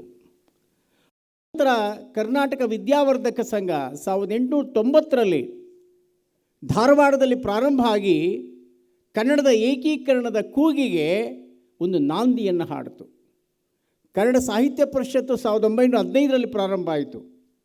ಕರ್ನಾಟಕ ಸಭೆ ಪ್ರಾರಂಭ ಆಯಿತು. ಆಲೂರು ವೆಂಕಟರಾಯರು ಕರ್ನಾಟಕದ ಏಕೀಕರಣದ ಪಿತಾಮಹ ಅವರು. ಹುಯಿಲುಗೋಳ ನಾರಾಯಣರಾಯರು ಹೇಳ್ತಾರೆ, ಉದಯವಾಗಲಿ ನಮ್ಮ ಚೆಲುವ ಕನ್ನಡ ನಾಡು, ಈ ಚೆಲುವ ಕನ್ನಡ ನಾಡು ಉದಯವಾಗಲಿ ಎನ್ನುವಂತಹ ಒಂದು ನಾಂದಿ ಗೀತೆಯನ್ನು ಹಾಡಿದಂಥವರು ಹುಯಿಲುಗೋಳ ನಾರಾಯಣರಾಯರು. ಇಂತಹ ಅನೇಕ ಮಹಾನುಭಾವರ ಒಂದು ಸಾರ್ಥಕ ಭಾವನಾತ್ಮಕವಾದ ಭಾಷಾ ಹೋರಾಟದಿಂದ 1956 ನವೆಂಬರ್ 1ರಂದು ಮೈಸೂರು ರಾಜ್ಯದ ರಚನೆಯಾಯಿತು. ಆನಂತರ ಒಂದು ಕಡೆ ಮದ್ರಾಸಿನ ಕನ್ನಡ ಭಾಗ, ಮತ್ತೊಂದು ಕಡೆ ಹೈದರಾಬಾದಿನ ಕನ್ನಡ ಭಾಗ, ಹೀಗೆ ಹರಿದು ಹಂಚಿ ಹೋಗಿದ್ದಂಥ ಹೈದರಾಬಾದು, ಮಹಾರಾಷ್ಟ್ರ, ತಮಿಳುನಾಡು ಎಲ್ಲ ಭಾಗಗಳನ್ನು ಒಂದು ಮಾಡಿ ಮೈಸೂರು ರಾಜ್ಯ ಆಯಿತು. ಆದರೂ ಸಹ ಕಾಸರಗೋಡು ನಮ್ಮ ಕೈ ತಪ್ಪಿ ಹೋಯಿತು, ಅಕ್ಕಲಕೋಟೆ ನಮ್ಮ ಕೈ ತಪ್ಪಿ ಹೋಯಿತು, ಜತ್ತ ನಮ್ಮ ಕೈ ತಪ್ಪಿ ಹೋಯಿತು. ಇನ್ನೂ ಅನೇಕ ಕನ್ನಡದ ಮನಸ್ಸುಗಳು ಭೌಗೋಳಿಕವಾಗಿ ದೂರ ಉಳಿದವು. ಇವತ್ತಿಗೂ ಸಹ ನಾನು ಗಡಿನಾಡ ಪ್ರಾಧಿಕಾರದ ಅಧ್ಯಕ್ಷನಾಗಿ ಹೇಳ್ತೇನೆ, ಎಂದೂ ಸಹ ಕಾಸರಗೋಡನ್ನು ಹೊರನಾಡು ಅಂತ ಭಾವಿಸಲೇ ಇಲ್ಲ ನಾವು. ಅಲ್ಲಿ ಇನ್ನೂ ಕನ್ನಡದ ಚೈತನ್ಯ ಇದೆ, ಕನ್ನಡದ ಅಸ್ಮಿತೆ ಇದೆ, ಕನ್ನಡದ ಜಾಗೃತಿ ಇದೆ. ಬಂಧುಗಳೇ, ಇದು ನಮ್ಮ ಕರ್ನಾಟಕ ಆದಂಥ ಕಥೆ. 1973 ನವೆಂಬರ್ 1ರಂದು ಕರ್ನಾಟಕ ಅನ್ನುವಂಥ ಹೆಸರನ್ನು ಕೊಟ್ಟಂಥ ಮಹಾನುಭಾವರು ದೇವರಾಜ ಅರಸರವರು. ಅವರನ್ನು ನಾವು ಇವತ್ತು ಸ್ಮರಿಸ್ಕೊಳ್ಬೇಕಾಗಿದೆ. ಇನ್ನು ನಮ್ಮ ಕನ್ನಡಿಗರ ಒಂದು ಇತಿಹಾಸವನ್ನು ಸೂಕ್ಷ್ಮವಾಗಿ ಹೇಳಿ ನನ್ನ ಮಾತುಗಳನ್ನು ಮುಂದುವರಿಸ್ತೇನೆ. ಕನ್ನಡಿಗರು ಯಾರು? ಕನ್ನಡಿಗರು ಮೂಲತಃ ಸುಭಟರ್ಗಳು, ಕವಿಗಳು, ಸುಪ್ರಭುಗಳು, ಚೆಲ್ವರ್ಗಳು, ಅಭಿಜನರ್ಗಳು, ಗುಣಿಗಳು, ಅಭಿಮಾನಿಗಳು, ಅತ್ಯುಗ್ರರ್, ಗಂಭೀರ ಚಿತ್ತರ್, ವಿವೇಕಿಗಳು. ಎಂಥ ಅದ್ಭುತವಾದಂಥ ವ್ಯಾಖ್ಯಾನ ಕವಿರಾಜ ಮಾರ್ಗಕಾರ ಕೊಡ್ತಾನೆ. ಕನ್ನಡಿಗರು ಯಾರು? ಮೂಲತಃ ಅವರು ಸುಭಟರ್ಗಳು, ಒಳ್ಳೆ ಯೋಧರು, ವಾರಿಯರ್ಸ್, ಯೋಧರು. ಈಗ ನಾವು ಯೋಧರನ್ನು ಕೊರೋನಾ ಯೋಧರನ್ನು ಸನ್ಮಾನ ಮಾಡಿದ್ವಿ. ಕನ್ನಡಿಗರು ಯೋಧರು, ನಿಷ್ಠೆಯಿಂದ ಹೋರಾಟ ಮಾಡತಕ್ಕಂಥವರು. ಕನ್ನಡಿಗರು ಕವಿಗಳು, ಹುಟ್ಟುತ್ತಾ ಕವಿಗಳೇ. ಅದಕ್ಕೆ ಕವಿರಾಜ ಮಾರ್ಗಕಾರ ಹೇಳ್ತಾನೆ, ಪದನರಿದು ನುಡಿಯಲು ನುಡಿದುದನ್ ಅರಿದಾರೆಯಲು ಮಾರ್ಪರ ನಾಡವರ್ಗಳ್ ಚದುರರ್ ನಿಜದಿಂ ಕುರಿತೋದುದಯಂ ಕಾವ್ಯ ಪ್ರಯೋಗ ಪರಿಣತ ಮತಿಗಳು. ಶಾಸ್ತ್ರೀಯವಾಗಿ ಭಾಷೆಯನ್ನು ಅಧ್ಯಯನ ಮಾಡದೆ ಹೋದರೂ ಸಹ ಕಾವ್ಯವನ್ನು ರಚಿಸುವಂತಹ ಕಾವ್ಯ ಪ್ರತಿಭೆ ಉಳ್ಳಂತಹ ಅಂತಃಸತ್ವ ಉಳ್ಳಂಥವರು ಕನ್ನಡಿಗರು ಕವಿಗಳು. ಎಲ್ಲರೂ ಕವಿಗಳೇ. ಒಂದಲ್ಲ ಒಂದು ಅರ್ಥದಲ್ಲಿ ಕವಿ ಒಳಗಿರುವ ಕಾವ್ಯ ಹೊರಗೆ ಬರಬೇಕಾದ್ರೆ ಅದು ಕೇವಲ ಕಾವ್ಯದ ರೂಪದಲ್ಲಿ ಬರಬೇಕಾಗಿಲ್ಲ, ಮಾತಿನ ರೂಪದಲ್ಲೂ ಬರ್ಬೋದು. ಗಂಡ ಹೆಂಡಿರ ನಡುವಣ ತಿಕ್ಕಾಟದಲ್ಲಿಯೂ ಕಾವ್ಯ ಇದೆ, ಅಲ್ಲಿನ ಮಧುರ ಸಲ್ಲಾಪದಲ್ಲೂ ಕಾವ್ಯ ಇದೆ, ಹಕ್ಕಿಗಳ ಚಿಲಿಪಿಲಿ ಗಾನದಲ್ಲಿ ಸಂಗೀತದ ಕಾವ್ಯ ಇದೆ, ನದಿಯ ಜಳ ಹರಿಯುವ ನದಿಯ ಆ ನೀರಿನ ಜಾಲದಲ್ಲಿಯೂ ಸಹ ಸಂಗೀತ, ಸಾಹಿತ್ಯ, ಕಾವ್ಯ ಇದೆ. ನೋಡುವ ದೃಷ್ಟಿ ಬೇಕು. ಅದಕ್ಕೆ ಕವಿ ಹೇಳ್ತಾನೆ, ತೃಣಕ್ಕೆ ಹಸಿರೆಲ್ಲಿಯದೋ ಬೇರಿನದೆ, ಮಣ್ಣಿನದೆ, ಚಂದ್ರನದೆ, ನೀರಿನದೆ, ದಿನಪನದೆ. ಇಲ್ಲ ನಿನ್ನ ಕಣ್ಣಿನ ಪುಣ್ಯವೋ ನೋಡು ಮಂಕುತಿಮ್ಮ. ಆ ಕಣ್ಣಿನ ಪುಣ್ಯ ನೋಡುವ ದೃಷ್ಟಿ ಬಹಳ ಮುಖ್ಯ. ಹೀಗಾಗಿ ಕನ್ನಡಿಗರು ಕವಿಗಳು, ಕನ್ನಡಿಗರು ಪ್ರಭುಗಳು, ಕದಂಬರು, ಚಾಲುಕ್ಯರು, ಶಾತವಾಹನರು, ವಿಜಯನಗರದ ಅರಸರು, ಕೆಳದಿ ಸಂಸ್ಥಾನದವರು, ಮೈಸೂರು ಅರಸರು, ಹೀಗೆ ಅನೇಕ ರಾಜ ಮಹಾರಾಜರುಗಳು ಅದ್ಭುತವಾದಂಥ ಆಡಳಿತವನ್ನು ಈ ನಾಡಿಗೆ ಕೊಟ್ಟಿದ್ದಾರೆ. ನಮ್ಮ ಪ್ರಜೆಗಳ ಸಂರಕ್ಷಣೆಯೇ ನಮ್ಮ ಕರ್ತವ್ಯ ಅಂತ ಭಾವಿಸಿ ಸಮಾಜದ ರಕ್ಷಣೆಗಾಗಿ ದುಡಿದಿದ್ದಾರೆ ನಮ್ಮವರು ಉತ್ತಮ ಪ್ರಭುಗಳು. ಚೆಲ್ವರ್ಕಳ್ ಕನ್ನಡಿಗರು ಸುಂದರವಾದ ವ್ಯಕ್ತಿತ್ವ ಉಳ್ಳವರು. ವೇದಿಕೆ ಮೇಲೆ ನೋಡಿ ಇರೋರು ಎಷ್ಟು ಸುಂದರವಾಗಿದ್ದಾರೆ, ವೇದಿಕೆಯ ಮೇಲೆ ಮುಂದೆ ಕುಳಿತಿರೋರು ಎಷ್ಟು ಸುಂದರವಾಗಿದ್ದಾರೆ. ಸೌಂದರ್ಯದ ಕಲೋಪಾಸನೆಯನ್ನು ಮಾಡ್ತಕ್ಕಂಥವರು ಕನ್ನಡಿಗರು. ಚೆಲ್ವರ್ಕಳ್ ಅವರು ಸೌಂದರ್ಯೋಪಾಸಕರು. ಸೌಂದರ್ಯ ಅನ್ನೋದು ಕೇವಲ ಬಾಹ್ಯದ ಸೌಂದರ್ಯ ಅಷ್ಟೇ ಅಲ್ಲ, ಅಂತರಂಗದ ಸೌಂದರ್ಯವೂ ಬಹಳ ಮುಖ್ಯ. ಅವರು ಚೆಲ್ವರ್ಕಳ್, ಅಭಿಜನರ್ಕಳ್, ನಿಷ್ಠರು, ಬಹಳ ಶುದ್ಧ ಹಸ್ತರು, ಜೊತೆಗೆ ಅಭಿಮಾನಿಗಳು, ಬಹಳ ಅಭಿಮಾನಿಗಳು, ಸ್ವಾಭಿಮಾನಿಗಳು, ಗುಣಿಗಳು, ಒಳ್ಳೆ ಗುಣಗಳನ್ನು ಹೊಂದಿರತಕ್ಕಂಥವರು. ಅತ್ಯುಗ್ರರ್ ಅಂದರೆ ಅದರಲ್ಲಿ ಮತ್ತೊಂದು ಹೇಳ್ತಾನೆ, ಸಾಧುವಿಗೆ ಸಾಧು, ಮಾಧುರ್ಯಂಗೆ ಮಾಧುರ್ಯಂ, ಬಾದಿಪ್ಪ ಕಲಿಗೆ ಕಲಿಯುಗ ವಿಪರೀತನ್, ಮಾಧವನೀತನ್ ಪೆರನಲ್ಲ ಅಂಥೇಳಿ. ಅಂದರೆ ಸಾಧುಗಳಿಗೆ ಸಾಧುಗಳು, ಮಾಧುರ್ಯದಿಂದ ಮಾತನಾಡುವವರಿಗೆ ಮಾಧುರ್ಯದಿಂದ ಮಾತನಾಡ್ತಾರೆ. ಯಾರಾದರೂ ಉಗ್ರರು ಬಂದರೆ ಅವರನ್ನು ಎದುರಿಸುವಂಥ ಆ ಉಗ್ರತೆ, ಪ್ರತಾಪ ಕನ್ನಡಿಗರಲ್ಲಿದೆ. ಕೊನೆಗೆ ಹೇಳ್ತಾನೆ ಆ ಶಾಸನದಲ್ಲಿ ಕವಿರಾಜ ಮಾರ್ಗಕಾರ ಕೊನೆಯಲ್ಲಿ ಒಂದು ಮಾತು ಹೇಳ್ತಾನೆ, ಕನ್ನಡಿಗರು ವಿವೇಕಿಗಳು, ವಿವೇಕವನ್ನು ಬಿಟ್ಟು ಹೋಗೋದಿಲ್ಲ, ಎಲ್ಲರನ್ನೂ ನನ್ನವರು ಅಂತ ಅಪ್ಪಿಕೊಳ್ತಾರೆ. ಬಸವಣ್ಣನವರು ಹೇಳ್ತಾರೆ, ಇವನಾರವ ಇವನಾರವ ಎಂದೆನಿಸದಿರಯ್ಯ, ಇವ ನಮ್ಮವ ಎಂದೆನಿಸಯ್ಯ, ನಿಮ್ಮ ಮನೆಯ ಮಗನೆಂದೆನಿಸಯ್ಯ ಅನ್ನುವಂಥ ವಿಶ್ವಭಾತೃತ್ವದ ಕನ್ನಡಿಗರು ನಾವು. ಒಬ್ಬ ತಾಯಿ ಲಕ್ಷ್ಮೀಧರ ಅಮಾತ್ಯ, ಅವನ ತಾಯಿ ಪ್ರೌಢದೇವರಾಯನ ಕಾಲ ವಿಜಯನಗರದ ಕಾಲದಲ್ಲಿ ಮಗುವಿಗೆ ಹಾಲುಣಿಸುವಾಗ ಹೇಳ್ತಾ ಇದ್ಲಂತೆ. ಈಗ ಸನ್ಮಾನ್ಯ ಅಶೋಕರು ಒಂದು ಮಾತನ್ನು ಹೇಳಿದರು, ನಮ್ಮ ಬದುಕು ಸಾರ್ಥಕ ಆಗಬೇಕಾದ್ರೆ ಸಮಾಜಕ್ಕೆ ಏನಾದರೂ ಮಾಡಿ ನಾವು ಹೋಗಬೇಕು ಅಂಥೇಳಿ. ನಾವು ನಮ್ಮ ಮನೆಗಳಲ್ಲಿ ನಾವು ದೊಡ್ಡ ದೊಡ್ಡ ಅರಮನೆಗಳನ್ನು ಕಟ್ಟಿದರೆ ಇತಿಹಾಸದ ಭಾಗ ಆಗೋದಿಲ್ಲ, ವಾಣಿಜ್ಯ ಸಂಕೀರ್ಣಗಳನ್ನು ಕಟ್ಟಿದರೆ ಇತಿಹಾಸದ ಭಾಗ ಆಗೋದಿಲ್ಲ, ದೊಡ್ಡ ದೊಡ್ಡ ಸೌಧಗಳನ್ನು ಕಟ್ಟಿದ್ರೆ ಅದು ಇತಿಹಾಸ ಭಾಗ ಆಗೋದಿಲ್ಲ. ಸಾರ್ವಜನಿಕ ಬದುಕಿನಲ್ಲಿ ಒಂದು ಹೆಜ್ಜೆಯನ್ನು ನಿಷ್ಕಲ್ಮಶ ಭಾವನೆಯಿಂದ ಸೇವೆಯಿಂದ ಕಟ್ಟಿದರೆ ಅದು ಇತಿಹಾಸದ ಭಾಗ ಆಗುತ್ತೆ. ಆ ಇತಿಹಾಸದ ಭಾಗ ಆಗಬೇಕಾದ್ರೆ ಏನಾಗಬೇಕು ಅಂಥೇಳಿ ಆ ತಾಯಿ ತನ್ನ ಮಗುವಿಗೆ ಹಾಲುಣಿಸುವಾಗ ಹೇಳ್ತಾ ಇದ್ಲಂತೆ, ನನ್ನ ಮಗು ನೀನೇನಾಗಬೇಕು, ಏನು ಮಾಡಬೇಕು, ಕೆರೆಯಂ ಕಟ್ಟಿಸು, ಬಾವಿಯಂ ಸವೆಸು, ದೇವಾಗರಂ ನಿರ್ಮಿಸು, ಅನಾಥರನ್ನ ಪೊರೆ, ಶಿಷ್ಯರಿಗೆ ಇಂಬು ಕೈ, ಶಿಷ್ಯರನ್ನು ಪೊರೆ, ಮಿತ್ರರಿಗೆ ಇಂಬು ಕೈ ಅನ್ನೋ ಮಾತನ್ನು ಹೇಳಿದಂತೆ. ಹಾಲುಣಿಸುವಾಗ ಕಿವಿಯಲ್ಲಿ ತಾಯಿ ಹೇಳಿದ ಮಾತು, ಕೆರೆ ಕಟ್ಟಿಸು. ಇವತ್ತು ಕೆರೆಯ ನುಂಗಣ್ಣರಾಗ್ಬಿಟ್ಟಿದ್ದಾರೆ, ಕೆರೆಯನ್ನೇ ನುಂಗು ಬಿಡ್ತಾರೆ. ಆದರೆ ಆ ತಾಯಿ ಮಗನಿಗೆ ಹೇಳ್ತಾಳೆ, ಕೆರೆ ಕಟ್ಟಿಸಪ್ಪ, ಬಾವಿಯನ್ನು ಕಟ್ಟಿಸು, ದೇವಸ್ಥಾನಗಳನ್ನು ನಿರ್ಮಿಸು, ಅನಾಥರನ್ನು ಪೊರೆ, ನಿನ್ನ ನಂಬಿ ಬಂದವರಿಗೆ ಸಹಕಾರ ನೀಡು, ಸಹಾಯ ಮಾಡು, ಕೆಳಗೆ ಬಿದ್ದವರನ್ನು ಮೇಲಕ್ಕೆ ಎತ್ತು, ಮಿತ್ರರಿಗೆ ಒಳ್ಳೆಯ ಸಹಾಯ ಮಾಡು, ಶಿಷ್ಯರನ್ನು ಪೊರೆ ಅನ್ನುವಂಥ ಈ ಮಾತು ಯಾಕೆ ಹೇಳ್ತೇನೆ, ಇದು ನಮ್ಮ ಕನ್ನಡ ಸಂಸ್ಕೃತಿ, ಇದು ನಮ್ಮ ಕನ್ನಡ ಬದುಕಿನ ಜೀವನ ದರ್ಶನ. ಕನ್ನಡ ಸಾಹಿತ್ಯದ ಬಗ್ಗೆ ನಾನು ದೀರ್ಘವಾಗಿ ಭಾಷಣ ಮಾಡಲಿಕ್ಕೆ ಹೋಗೋದಿಲ್ಲ. ಇವೆರಡು ಮಾತುಗಳನ್ನು ನೋಡಿದಾಗ ಮತ್ತೊಮ್ಮೆ ಒಂದು ಜಾನಪದ ಸಾಹಿತಿ ಒಬ್ಬ ತಾಯಿ ಹೇಳ್ತಾಳೆ, ಇದೆಲ್ಲ ಕಡೆ ಹೇಳ್ತಾ ಇರ್ತೇನೆ, ನಮ್ಮ ಕನ್ನಡಿಗರಿಗೆ ವಿಶೇಷವಾಗಿ ಸಾಹಿತ್ಯದ ಅಧ್ಯಯನ ಇಲ್ಲದೇ ಇದ್ದರು, ಯಾವುದೇ ವಿಶ್ವವಿದ್ಯಾನಿಲಯ ಹೋಗದೇ ಇದ್ದರು, ನಮ್ಮ ತಾಯಂದಿರಲ್ಲಿರುವಂತಹ ತಾಯಿತನದ ಮಮತೆಯ ರಾಷ್ಟ್ರಪ್ರಜ್ಞೆ, ನಾಡ ಪ್ರೀತಿ, ರಾಷ್ಟ್ರಭಕ್ತಿ ಬಹಳ ದೊಡ್ಡದು. ಒಬ್ಬ ತಾಯಿ ಹೇಳ್ತಾಳೆ, ನನ್ನ ಮಗ ಏನಾಗಬೇಕು ಅಂತ. ಇವತ್ತಿನ ತಾಯಿಯಂದರು ನನ್ನ ಮಕ್ಕಳು ಏನಾಗಬೇಕು ಅಂದರೆ ಸಾಫ್ಟ್ವೇರ್ ಇಂಜಿನಿಯರ್ ಆಗು, ಹಾರ್ಡ್ವೇರ್ ಇಂಜಿನಿಯರ್ ಆಗು, ಮಹಡಿಯ ಮೇಲೆ ಮಹಡಿ ಕಟ್ಟು, ದೊಡ್ಡ ದೊಡ್ಡ ವಾಹನಗಳನ್ನು ಕೊಂಡುಕೋ, ಹೇಗಾದರೂ ಆಗು, ನೀನು ಶ್ರೀಮಂತನಾಗು ಅಂತ ಹೇಳ್ತಾರೆ. ಆದರೆ ಜಾನಪದ ತಾಯಿ ಹೇಳ್ತಾಳೆ, ಆಚಾರಕ್ಕೆ ಅರಸಾಗು, ನೀತಿಗೆ ಪ್ರಭುವಾಗು, ಮಾತಿನಲ್ಲಿ ಚೂಡಾಮಣಿಯಾಗು ಎನಕಂದ, ಜ್ಯೋತಿಯಾಗು ಜಗಕ್ಕೆಲ್ಲ. ಎಂಥ ತಾಯಿ ನಮ್ಮ ಕನ್ನಡದ ತಾಯಿ. ಆಚಾರಕ್ಕೆ ಅರಸಾಗಬೇಕು, ಆಚಾರಕ್ಕೆ ನೀನು ಅರಸನಾಗಬೇಕು, ಪ್ರಭುವಾಗಬೇಕು. ಹೇಳಿದ್ರು ಅಶೋಕ್ರವರು ಕಾಯಕ ಅಂತ. ಆಚಾರಕ್ಕೆ ಅರಸಾಗು, ನೀತಿಗೆ ಪ್ರಭುವಾಗು, ಮಾತಿನಲ್ಲಿ ಚೂಡಾಮಣಿ. ಮಾತು ಹೇಗಿರಬೇಕು ನಮ್ಮ ಮಾತು? ಯಾರ ಮನಸ್ಸನ್ನು ನೋಯಿಸಬಾರದು.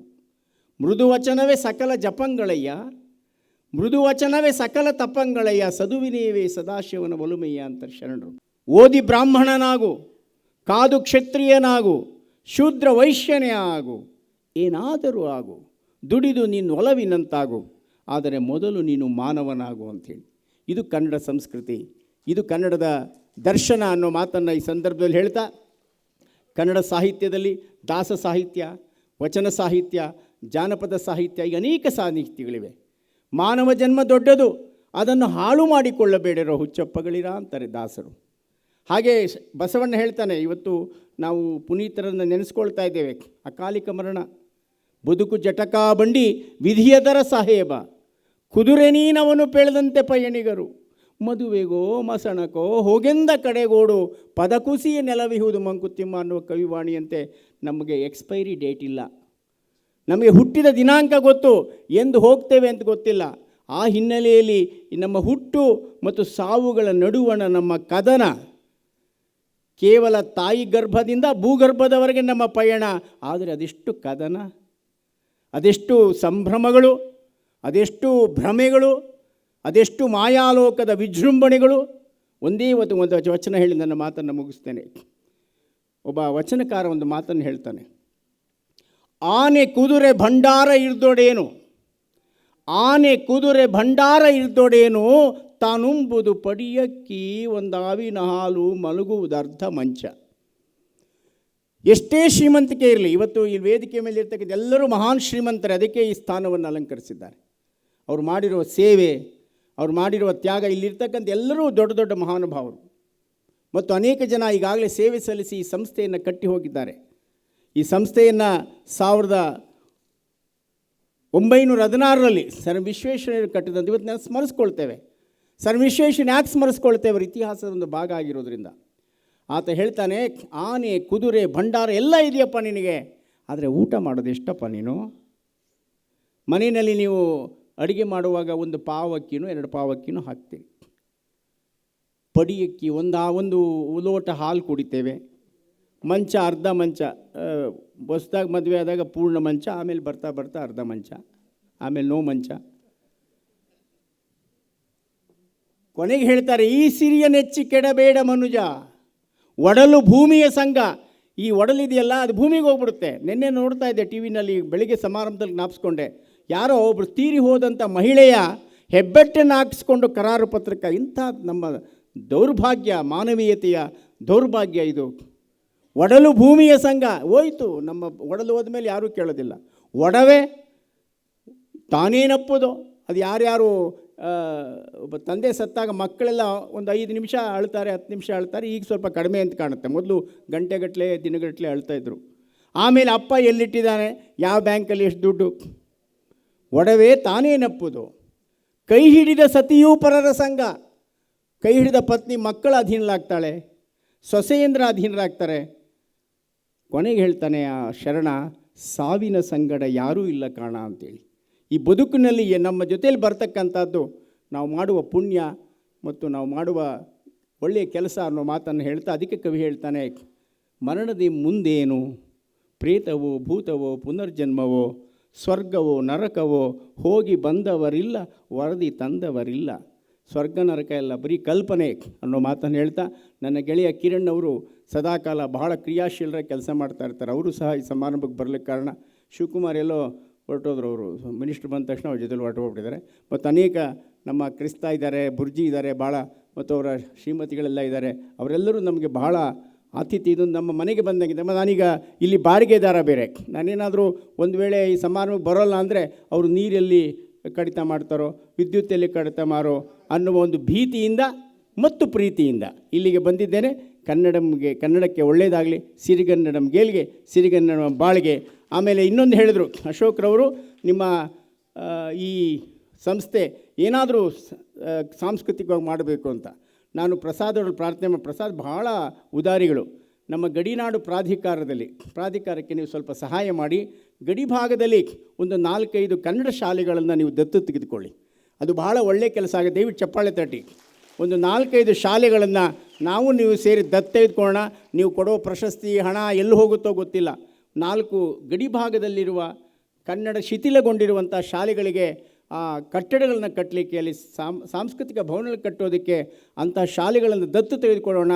ನಾವು ನಿಮ್ಮ ಜೊತೆಯಲ್ಲಿ ಇರ್ತೇವೆ. ನಾವು ಬಾಡಿಗೆದಾರರು ಅಷ್ಟೇ ಅಲ್ಲ, ನಿಮ್ಮ ಅಂತರಂಗದಲ್ಲೂ ಇದ್ದೇವೆ ಅಂತ ಭಾವಿಸಿ ಅಂತ ಹೇಳ್ತಾ ನಿಮಗೆಲ್ಲರಿಗೂ ವಂದಿಸಿ ನನ್ನ ಮಾತು ಮುಗಿಸ್ತೇನೆ. ನಮಸ್ಕಾರ. ನಿಜಕ್ಕೂ ಎಂತಹ ಅರ್ಥಪೂರ್ಣವಾದಂತಹ ಅದ್ಭುತವಾದ ಮಾತು. ಅದಕ್ಕೆ ಸರ್ವಜ್ಞ ಹೇಳ್ತಾರೆ, ಕೆಲವಂ ಬಲ್ಲವರಿಂದ ಕಲಿತು ಕೆಲವಂ ಸುಜ್ಞಾನ ಸಂಘದಿಂದ ಅರಿಯಲ್ ಸರ್ವಜ್ಞನಪ್ಪಂ ನರಂ ಅಂತ. ಇಂಥ ಒಂದು ಸಂದರ್ಭದಲ್ಲಿ ಇಂಥ ಮಹನೀಯರ ಮಾತುಗಳನ್ನು ಆಲಿಸ್ತಾ ನಾವು ನಿಜಕ್ಕೂ ಬಹಳಷ್ಟು ಇವತ್ತು ಕಲ್ತಿದ್ದೇವೆ ಅಂತ ಹೇಳೋಕ್ಕೆ ಬಹಳ ಖುಷಿಯಾಗುತ್ತೆ.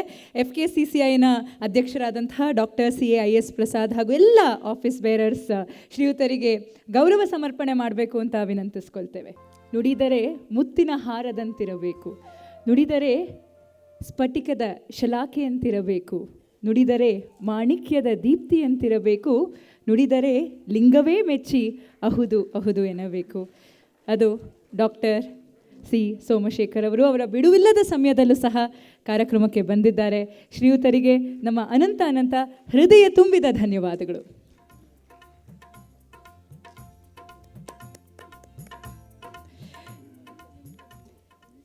ನಮ್ಮ ಜೊತೆ ಇದ್ದಾರೆ ಇನ್ನೋರ್ವ ಮುಖ್ಯ ಅತಿಥಿಗಳು. ಅವರು ಕೂಡ ಬಹಳಷ್ಟು ಚಿರಪರಿಚಿತರು. ಪ್ರೊಫೆಸರ್ ಮಲ್ಲೇಪುರಂ G ವೆಂಕಟೇಶ್ ರವರು. ಶ್ರೀಯುತರನ್ನು Shri Rajendra Kumar KV, chairman civic affairs, ನಿಕಟಪೂರ್ವ BBMP ಸದಸ್ಯರು ಹಾಗೂ ಹಲವಾರು ಕೈಗಾರಿಕಾ ಸಂಘಗಳ ಸದಸ್ಯರು, ಅಧ್ಯಕ್ಷರು ಆಗಿರುವಂತಹ ಶ್ರೀ ರಾಜೇಂದ್ರ ಕುಮಾರ್ ಅವರು ಈ ಸಭೆಗೆ ಪರಿಚಯಿಸಬೇಕು ಅಂತ ವಿನಂತಿಸ್ಕೊಳ್ತೇನೆ. ಎಲ್ಲರಿಗೂ ನಮಸ್ಕಾರ. ಪ್ರೊಫೆಸರ್ ಮಲ್ಲೇಪುರಂ ಜಿ ವೆಂಕಟೇಶ್ವರು 1952 ಜೂನ್ 5 ಬೆಂಗಳೂರು ಗ್ರಾಮಾಂತರ ಹೆಬ್ಬುಗುಡಿಯಲ್ಲಿ ಜನನ ಹಾಗೂ ಪ್ರಾಥಮಿಕ ಪ್ರೌಢಶಾಲಾ ವಿದ್ಯಾಭ್ಯಾಸವನ್ನು ನೆಲಮಂಗಲದ ಸರ್ಕಾರಿ ಮತ್ತು ಹೈಯರ್ ಸೆಕೆಂಡರಿ ಶಾಲೆ, ಮೊದಲು ಸಂಸ್ಕೃತ ಕನ್ನಡ ಗುರುಗಳ SV ರಾಮಸ್ವಾಮಿ ಅಯ್ಯಂಗಾರ್ ಸಿದ್ಧಗಂಗಾ ಮಠದಲ್ಲಿ ಕನ್ನಡ ಪಂಡಿತ್ ಮತ್ತು ಸಂಸ್ಕೃತ ಅಲಂಕಾರ ವ್ಯಾಸಂಗ ಮಾಡಿದರು. ವಿದ್ವಾನ್ ಬಿ ವೆಂಕಟರಮಣ ಭಟ್ ಇವರಲ್ಲಿ ಕಾವ್ಯಾಲಂಕಾರಗಳ ಅಧ್ಯಯನ ಮಾಡಿದರು. ಬೆಂಗಳೂರಿನ ಶ್ರೀರಾಮಕೃಷ್ಣ ಆಶ್ರಮದ ಸ್ವಾಮಿ ವಿವೇಕಾನಂದ ವೇದಾಂತಗಳ ಅನುಗ್ರಹ ಮಾಡಿದರು ಹಾಗೂ ಮೈಸೂರು ವಿಶ್ವವಿದ್ಯಾಲಯದಲ್ಲಿ ಕನ್ನಡ MA 3ನೇ ರ್ಯಾಂಕಿನೊಂದಿಗೆ ಕುವೆಂಪು ಚಿನ್ನದ ಪದಕ, ಸಂಸ್ಕೃತ MA ಹಾಗೂ ಉನ್ನತ ಶ್ರೇಣಿಯೊಂದಿಗೆ ತೇರ್ಗಡೆ ಆಗಿದ್ದರು. ಇವರು ಹಲವಾರು ಪ್ರಶಸ್ತಿಯನ್ನು ಪಡೆದುಕೊಂಡಿದ್ದರು.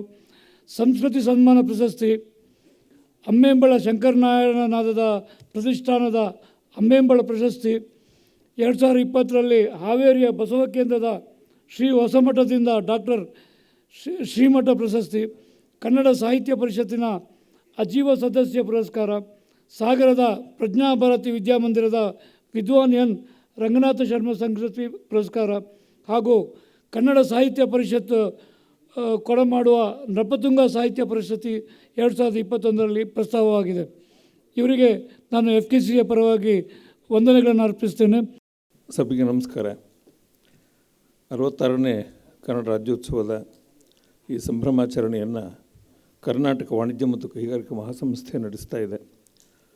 ಈ ಸಮಾರಂಭದ ಅಧ್ಯಕ್ಷತೆಯನ್ನು ವಹಿಸಿರುವ ಡಾಕ್ಟರ್ IS ಪ್ರಸಾದ್ ಅವರೇ, ಹಿರಿಯ ಉಪಾಧ್ಯಕ್ಷರಾದಂಥ BV ಗೋಪಾಲ್ ರೆಡ್ಡಿ ಅವರೇ, ಉಪಾಧ್ಯಕ್ಷರಾದ ರಾಮಚಂದ್ರ ಲಹೋಟಿ ಅವರೇ, ಡಾಕ್ಟರ್ ಪಿಲಿಕಲ್ M ಸುಂದರ್ ಅವರೇ, MG ಬಾಲಕೃಷ್ಣ ಅವರೇ, ರಾಜೇಂದ್ರ ಕುಮಾರ್ ಅವರೇ, ಎಲ್ಲ ವೇದಿಕೆ ಮೇಲಿರುವ ಮಹನೀಯರೇ ಮತ್ತು ವೇದಿಕೆಯ ಮುಂಭಾಗದಲ್ಲಿರುವ ಸ್ನೇಹಿತರೆ, ಕನ್ನಡಾಭಿಮಾನಿಗಳು, ಯಾರಾದರೂ ಒಬ್ಬರನ್ನು ಮಾತ್ರ ನೀವು ಕರೆಸ್ರಿ.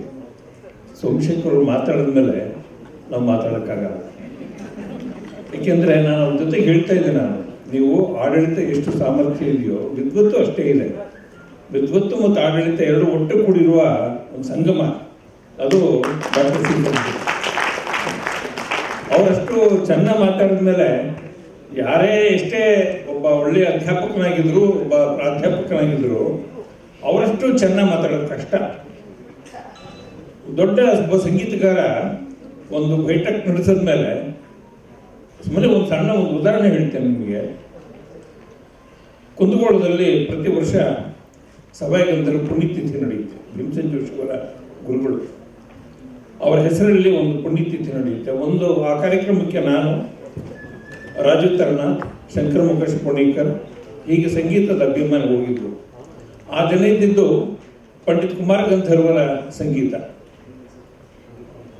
ಅವರ ಆದಮೇಲೆ ಇನ್ನೊಬ್ಬರು ಸಂಗೀತ ಇತ್ತು. ಅದಕ್ಕೆ ಅವ್ರು ಏನು ಹೇಳಿದ್ರು ಅಂದರೆ, ಕುಮಾರ ಗಂಧರ್ವರ ಹಾಡಿದ ಮೇಲೆ, ಅವರ ಬೈಠಕ್ ಮುಗಿದ ಮೇಲೆ ನನಗೆ ಹಾಡೋದಕ್ಕೆ ಸಾಮರ್ಥ್ಯ ಇಲ್ಲ, ದಯವಿಟ್ಟು ಇದನ್ನು ಬರ್ಖಾಸ್ತು ಮಾಡಿ. ಅಷ್ಟು ಮಟ್ಟಿಗೆ ನಮ್ಮ ಸಿ. ಸೋಮಶೇಖರ್ ಅವರ ಏನು ಹೇಳಬೇಕು, ಅವ್ರು ಏನು ಉಳಿಸಿದ್ದಾರೆ ಅಂತ. ನನಗೇನು ಉಳಿಸಿಲ್ಲ ಕಣ್ರಿ ಈ ಮನುಷ್ಯ. ಹುಡ್ತಾ ಇದ್ದೀನಿ ಎಲ್ಲೆಲ್ಲಿ ಅವ್ರು ಬಿಟ್ಟರೋ ಜಾಗಗಳು ಯಾವ್ಯಾವ ಅಂತ.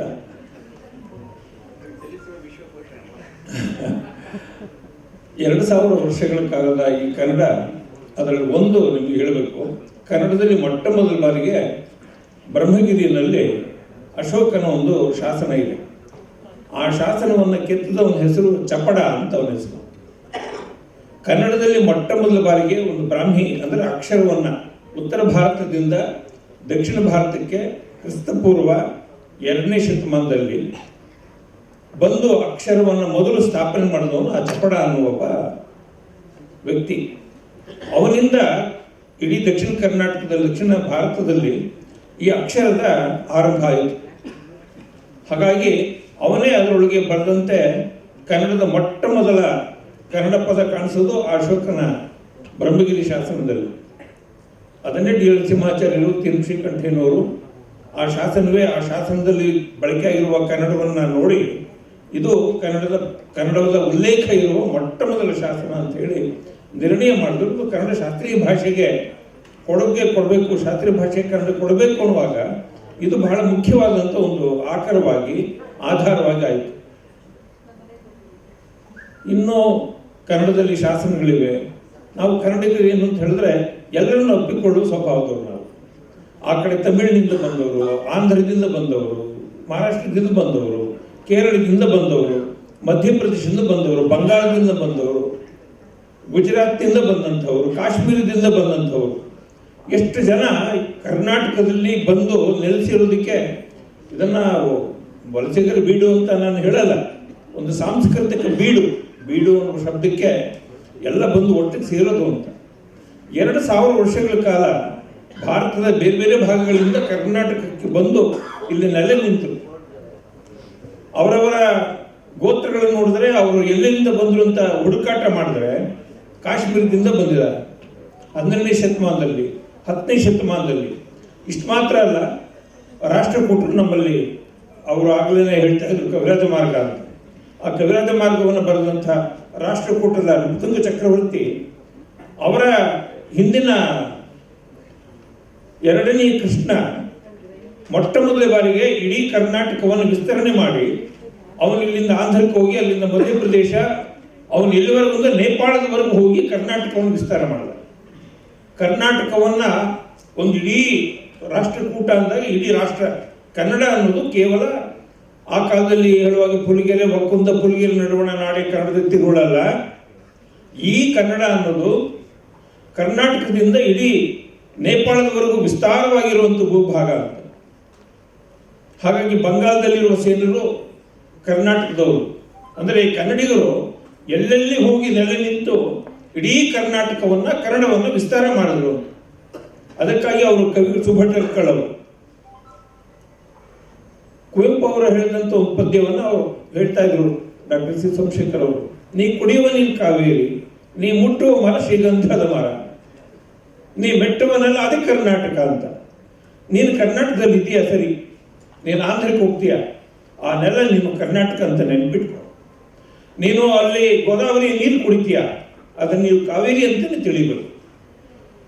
ನೀನು ಯಾವುದೇ ಬೇರೆ ಒಂದು ಮರ ಮುಟ್ತೀಯ, ಅದು ಶ್ರೀಗಂಧದ ಮರ ಅಂತ ತಿಳ್ಕೊ. ಅದು ಆ ಕಡೆ ಹೋದರೆ ಉತ್ತರ ಭಾರತದ ಕೊಡೋದು ಚಿಂಶುಪ ವೃಕ್ಷ ಇರುತ್ತೆ, ಬೃಹತ್ತಾದ ವೃಕ್ಷಗಳಿದ್ದಾವೆ, ಅದನ್ನೇ ಶ್ರೀಗಂಧ ಅಂತ ತಿಳಿ. ಕನ್ನಡಿಗರು ಯಾವ್ಯಾವ ಭಾಗದಲ್ಲಿ ಇಡೀ ಭಾರತದಾದ್ಯಂತ ಎಲ್ಲೇ ಹೋದ್ರು ನಿನ್ನ ಕನ್ನಡತನವನ್ನು ಮಾತ್ರ ಬಲಿಬೇಡ ಅಂತ. ಯಾಕೆಂದ್ರೆ ನೀನು ಕನ್ನಡವನ್ನು ನೀನು ಇಟ್ಕೋ. ಆಂಧ್ರಕ್ಕೆ ಹೋಗು, ತಮಿಳ್ನಾಡಿಗೆ ಹೋಗು, ಗುಜರಾತ್ಗೆ ಹೋಗು, ಅಸ್ಸಾಂಗೆ ಹೋಗು, ಒರಿಯಾಗೆ ಹೋಗು, ಕಾಶ್ಮೀರಿಗೆ ಹೋಗು, ಬಂಗಾಳಕ್ಕೆ ಹೋಗು, ಮಹಾರಾಷ್ಟ್ರಕ್ಕೆ ಹೋಗು, ನೀನು ಎಲ್ಲೇ ಜಾಗದಲ್ಲಿ ಹೋಗು. ಆದರೆ ಕನ್ನಡ ಅನ್ನೋದು ನಿನ್ನ ಜೊತೆಗೆ ನಿನ್ನ ಹೃದಯ ಸ್ಪಂದನವಾಗಿರಬೇಕು. ನೀ ಮುಟ್ಟುವ ನೆಲ, ನೀ ಮೆಟ್ಟುವ ನೆಲ ಅದೇ ಕರ್ನಾಟಕ, ನೀ ಮುಟ್ಟುವ ಮರ ಶ್ರೀಗಂಧದ ಮರ, ನೀ ಕುಡಿಯುವ ನೀನು ಕಾವೇರಿ ಅಂದಾಗ ನೀನು ಎಲ್ಲೆಲ್ಲ ಹೋಗ್ತೀಯ ಅಲ್ಲೆಲ್ಲ ನೀನು ಕನ್ನಡಿಗನಾಗೇ ಇರು. ಸಾಧ್ಯವಾದರೆ ನೀನು ಕನ್ನಡತನವನ್ನು ಅಲ್ಲೂ 4 ಜನಕ್ಕೆ ಹೇಳು, ನಾನು ಕನ್ನಡಿಗ, ನಾನು ಕರ್ನಾಟಕದಿಂದ ಬಂದಿದ್ದೇನೆ, ಕನ್ನಡ ನನ್ನ ಮನೆ ಮಾತು. ಕನ್ನಡದಲ್ಲಿ ಹೀಗೆ ಇಷ್ಟು ಸಹಸ್ರಾರು ವರ್ಷಗಳ ಕಾಲ ಕನ್ನಡದನ್ನು ಬೆಳೆಸಿದಂಥ ಕವಿಗಳು, ಲೇಖಕರು, ವಿದ್ವಾಂಸರು, ವಾಗ್ಮಿಗಳು, ವಾಗ್ಮಿಗಳು, ಕಲೆಗಾರರು, ಶಿಲ್ಪಿಕರು ಎಷ್ಟು ಜನ ಇದ್ದಾರೆ. ಅದನ್ನು ಬರೀ ಕೇವಲ ಎಷ್ಟು ಜನ, ಕಲೆಯಲ್ಲಿ ಏಕೈಕ ವ್ಯಕ್ತಿ ಕೆ ವೆಂಕಟಪ್ಪನವರು. ಅತ್ಯುತ್ತಮವಾದಂಥ ಕಲಾ ಸೀಮೆ ಬೆಡಾರಂ ಕೃಷ್ಣಪ್ಪನವರು, ವಿ ಡಿ ಶೇಷಣ್ಣವರು ಇಡೀ ಮೈಸೂರಿನ ಸಂಗೀತದ ಬಾಣಿಯನ್ನು ಇಡೀ ಉತ್ತರ ಭಾರತದಲ್ಲಿ ಮತ್ತು ದಕ್ಷಿಣ ಭಾರತದ ಆದ್ಯಂತ ಪಸರಿಸಿದವರು. ತಮ್ಮ ಪಿಟೀಲನ್ನು ನುಡಿಸ್ತಾ ಇಡೀ ತಮಿಳುನಾಡನ್ನು, ಕೇರಳವನ್ನು, ಇಡೀ ತಮಿಳುನಾಡಿನ ಎಲ್ಲ ಸಂಗೀತ ವಿದ್ವಾಂಸರನ್ನ ಸಡ್ಡು ಹೊಡೆದ ಏಕೈಕ ಜಟ್ಟಿಗ ಪಿಟೀಲ್ ಚೌಡಯ್ಯನವರು. ಯಾಕೆಂದ್ರೆ ಅವರು ಯಾರು ಹೆದರಲಿಲ್ಲ. ಅವರು ಆ ಕಾಲದಲ್ಲಿದ್ದಂಥ ಎಂತೆಂಥವರು M D Ramanathan, S Ramanathan, Ariyakudi Ramanuja Iyengar, Maharajapuram Vishwanatha Iyer, Patnam Subramania Iyer, Mahavaidyanatha Iyer, ಇವರೆಲ್ಲ ಒಂದು ವರ್ಸಟೈಲ್ ಸ್ಕಾಲರ್ಗಳು. ಅವ್ರ ಎದುರುಗಡೆ ಅವ್ರು ಯಾರು ಕೂಡ ಮಿಸ್ ಕಾಡದ ಹಾಗೆ ಕನ್ನಡದ ಕಹಳೆಯನ್ನು ಮೊಳಗಿಸಿದಂಥವರು ಪಿಟೀಲ್ ಚೌಡಯ್ಯನವರು. ನಿಜವಾಗ್ಲೂ ಪಿಟೀಲ್ ಚೌಡಯ್ಯರ ಬಗ್ಗೆ ನೀವೆಲ್ಲ ಸುಮ್ಮನೆ ಓದಬೇಕು. ಒಬ್ಬ ಸಾಮಾನ್ಯವಾದಂಥ ಒಂದು ಕೃಷಿ ಕುಟುಂಬದಲ್ಲಿ ಹುಟ್ಟಿ ಇಡೀ ಕರ್ನಾಟಕದಲ್ಲೇ ಅವರು ಬಿಡಾರಣ ಕೃಷ್ಣಪ್ಪನವ್ರ ಹತ್ರ ಹೋಗಿ ಪಿಟೀಲನ್ನು ಅಭ್ಯಾಸ ಮಾಡಿ ಅಲ್ಲಿಂದ ಅವರು ಇಡೀ ದಕ್ಷಿಣ ಭಾರತವನ್ನೆಲ್ಲವನ್ನೂ ವ್ಯಾಪನೆ ಮಾಡಿಕೊಂಡು ಅನೇಕರಿಗೆ ನನಗೆ ಗೊತ್ತಿರೋ ಹಾಗೆ ಯೇಸುದಾಸ್ ಅವರ ಗುರುಗಳು ಚೆಂಬ ವೈದ್ಯನಾಥ ಭಾಗವತ ವಿಠ್ಠಲ ಚೌಡಯ್ಯನವರು ತೀರ್ಕೊಂಡಾಗ ಚೆಂಬೈ ವೈದ್ಯನಾಥ ಭಾಗವತರು ಹೇಳಿದ್ದೇನೆಂದರೆ, ನನಗೆ ಕಂಠ ಸೇರಿ ಏನಿತ್ತೋ ನನಗೆ ಬೇಕಾದಂಥ ಒಬ್ಬ ದೊಡ್ಡ ಪಿಟೀಲ್ ವಾದಕ ನನ್ನ ತಮ್ಮ ತೀರ್ಕೊಂಡ್ಬಿಟ್ಟ ಅಂತೇಳಿ ಗೊಳವಂತ ಹತ್ತಿ ನಾನು ಇನ್ಯಾರ ಜೊತೆ ನನಗೆ ಬೇಕಾದ ಪಿಟೀಲ್ನವ್ರು ಯಾರಿದ್ದಾರೆ ಅಂದರೆ ಅಷ್ಟು ಮಾತ್ರ ಅಲ್ಲ, MS ಸುಬ್ಬಲಕ್ಷ್ಮಿಗೆ ಯಾರು ಕೂಡ ಹೋಗಿ ಆ ಹೆಂಗಸಿಗೆ ಪಿಟೀಲ್ ನುಡಿಸೋದಕ್ಕೆ ಇಷ್ಟಪಡ್ತಿರ್ಲಿಲ್ಲ. MS ಸುಬ್ಬಲಕ್ಷ್ಮಿ ಅವರಿಗೆ ಒಬ್ಬ ವಾದಕರಾಗಿ ಪಿಟೀಲ್ ವಾದಕರಾಗಿ ಕೂತ್ಕೊಂಡು ಆಕೆಗೆ ಒಂದು ಧೈರ್ಯ ತುಂಬಿದಂಥವರು ನಮ್ಮ ನಾಡಿನ ಪಿಟೀಲ್ ಚೌಡಯ್ಯನವರು. ಆ ಕಾಲದಲ್ಲಿ ಏನಾಗಿತ್ತು ಅಂದರೆ ಗಂಡಸರಿಗೆ ಮಾತ್ರ ಪಿಟೀಲೋ ಮೃದಂಗ ನುಡಿಸೋರು, ಸಹವಾದಕರಾಗಿ ಕೂತ್ಕೊಳ್ಳೋರು, ಹೆಂಗಸರಿಗೆ ಯಾರು ಕೂತ್ಕೊಳ್ತಿರ್ಲಿಲ್ಲ. ಆದರೆ ಸುಬ್ಬಲಕ್ಷ್ಮಿ ಅವರಿಗೆ, ML ವಸಂತ ಕುಮಾರಿಗೆ, ಅವರೆಲ್ಲರಿಗೂ ಕೂಡ ಪಿಟೀಲ್ ನುಡಿಸಿದಂಥವರು ಪಿಟೀಲ್ ಚೌಡಯ್ಯನವರು. ಅಂದರೆ ಪಿಟೀಲ್ ಚೌಡಯ್ಯನವ್ರ ಮೂಲಕ ಇನ್ನೊಂದು 500 ವರ್ಷ ಹೋಗಿ 1000 ವರ್ಷ ಹೋದ್ರೂ ಪಿಟೀಲ್ ಚೌಡಯ್ಯನವರ ಹೆಸರು ಅಜರಾಮರ. ಕನ್ನಡದಲ್ಲಿ ಬೇಂದ್ರೆ, ಕುವೆಂಪು ಮತ್ತು ಪೂತಿನ ಈ 3 ಜನ ಆಧುನಿಕ ರತ್ನತ್ರಯರು. ಎಲ್ಲಿವರೆಗೂ ಈಗ ಉಳಿತಾರೋ, ಕನ್ನಡ ಎಲ್ಲಿವರೆಗೂ ಇರುತ್ತೆ ಅಲ್ಲಿವರೆಗೂ ಕುವೆಂಪು ಇರ್ತಾರೆ, ಕನ್ನಡ ಎಲ್ಲಿವರೆಗೂ ಇರುತ್ತೆ ಅಲ್ಲಿವರೆಗೂ ಬೇಂದ್ರೆ ಅವರು ಇರ್ತಾರೆ, ಅಂಬಿಕಾತನಿದಂತ. ಎಲ್ಲಿವರೆಗೂ ಕನ್ನಡ ಇರುತ್ತೆ ಅಲ್ಲಿವರೆಗೂ ಪೂತಿ ನರಸಿಂಹಾಚಾರ್ಯ ಇರ್ತಾರೆ, ಪುರೋಹಿತ ತಿರುನಾರಾಯಣ ಅಯ್ಯಂಗಾರ್, ನರಸಿಂಹಾಚಾರ್ಯ. ಈ 3 ಜನರನ್ನ ನಾವು ಆಧುನಿಕ ಅವರ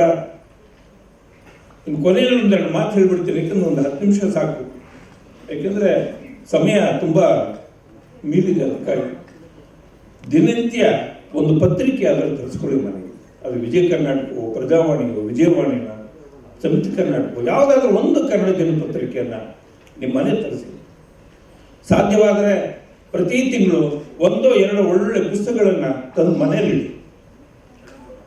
ಪುಸ್ತಕಗಳನ್ನು ಮನೆಯಲ್ಲಿ ಇಟ್ಕೊಳ್ಳಿ. ಒಂದಷ್ಟು ಮಕ್ಕಳಿಗೆ ಪಂಚತಂತ್ರದ್ದು, ಮಹಾಭಾರತದ್ದು, ಹೀಗೆ ಬೇರೆ ಬೇರೆ ಕಥೆಗಳು, ನಿಮಗಾಗಿ ಒಂದಷ್ಟು ಜ್ಞಾನಕ್ಕಾಗಿ ಒಂದಷ್ಟು ಕನ್ನಡದ ಪುಸ್ತಕಗಳನ್ನು ಕೊಂಡ್ಕೊಳ್ಳಿ. ಮನೆಯಲ್ಲಿ ಒಂದು ಚಿಕ್ಕ ಪುಸ್ತಕ ಭಂಡಾರ ಮಾಡಿ. ನಾನು ಓದ್ತಿರೋ ಕಾಲದಿಂದ ಇಲ್ಲಿವರೆಗೂ ಕೂಡ ಸುಮಾರು ನನ್ನ ಹತ್ರ ಈಗ 18,000 ಪುಸ್ತಕಗಳಿವೆ. ಹೆಚ್ಚು ಕಡಿಮೆ ನಾನು ಒಂದು 10,000 ಪುಸ್ತಕ ದಾನ ಮಾಡಿದ್ದೇನೆ. ಇನ್ನೂ ನನ್ನ ಹತ್ರ ಇರೋದು 16-17,000 ಪುಸ್ತಕಗಳಿವೆ ನನ್ನ ಮನೆಯಲ್ಲಿ. ನನ್ನ ಆಸ್ತಿ ಯಾವುದು ಅಂದರೆ ಪುಸ್ತಕಗಳೇ, ಬ್ಯಾಂಕ್ ಬ್ಯಾಲೆನ್ಸ್ ಎಲ್ಲ ಕಂಡ್ರು. ಹೌದು ಅಲ್ಲ, ನಾವಿಬ್ಬರು ಸಮಜೋಡಿಗಳು, ಆದರೆ ಅವರು ಬ್ಯಾಂಕ್ ಬ್ಯಾಲೆನ್ಸ್ ಉಳ್ಳವರು, ನಮ್ದು ಬರೀ ಪೆನ್ಷನ್ನಲ್ಲಿ ಬದುಕಿರೋ ಜನ ನಾವು.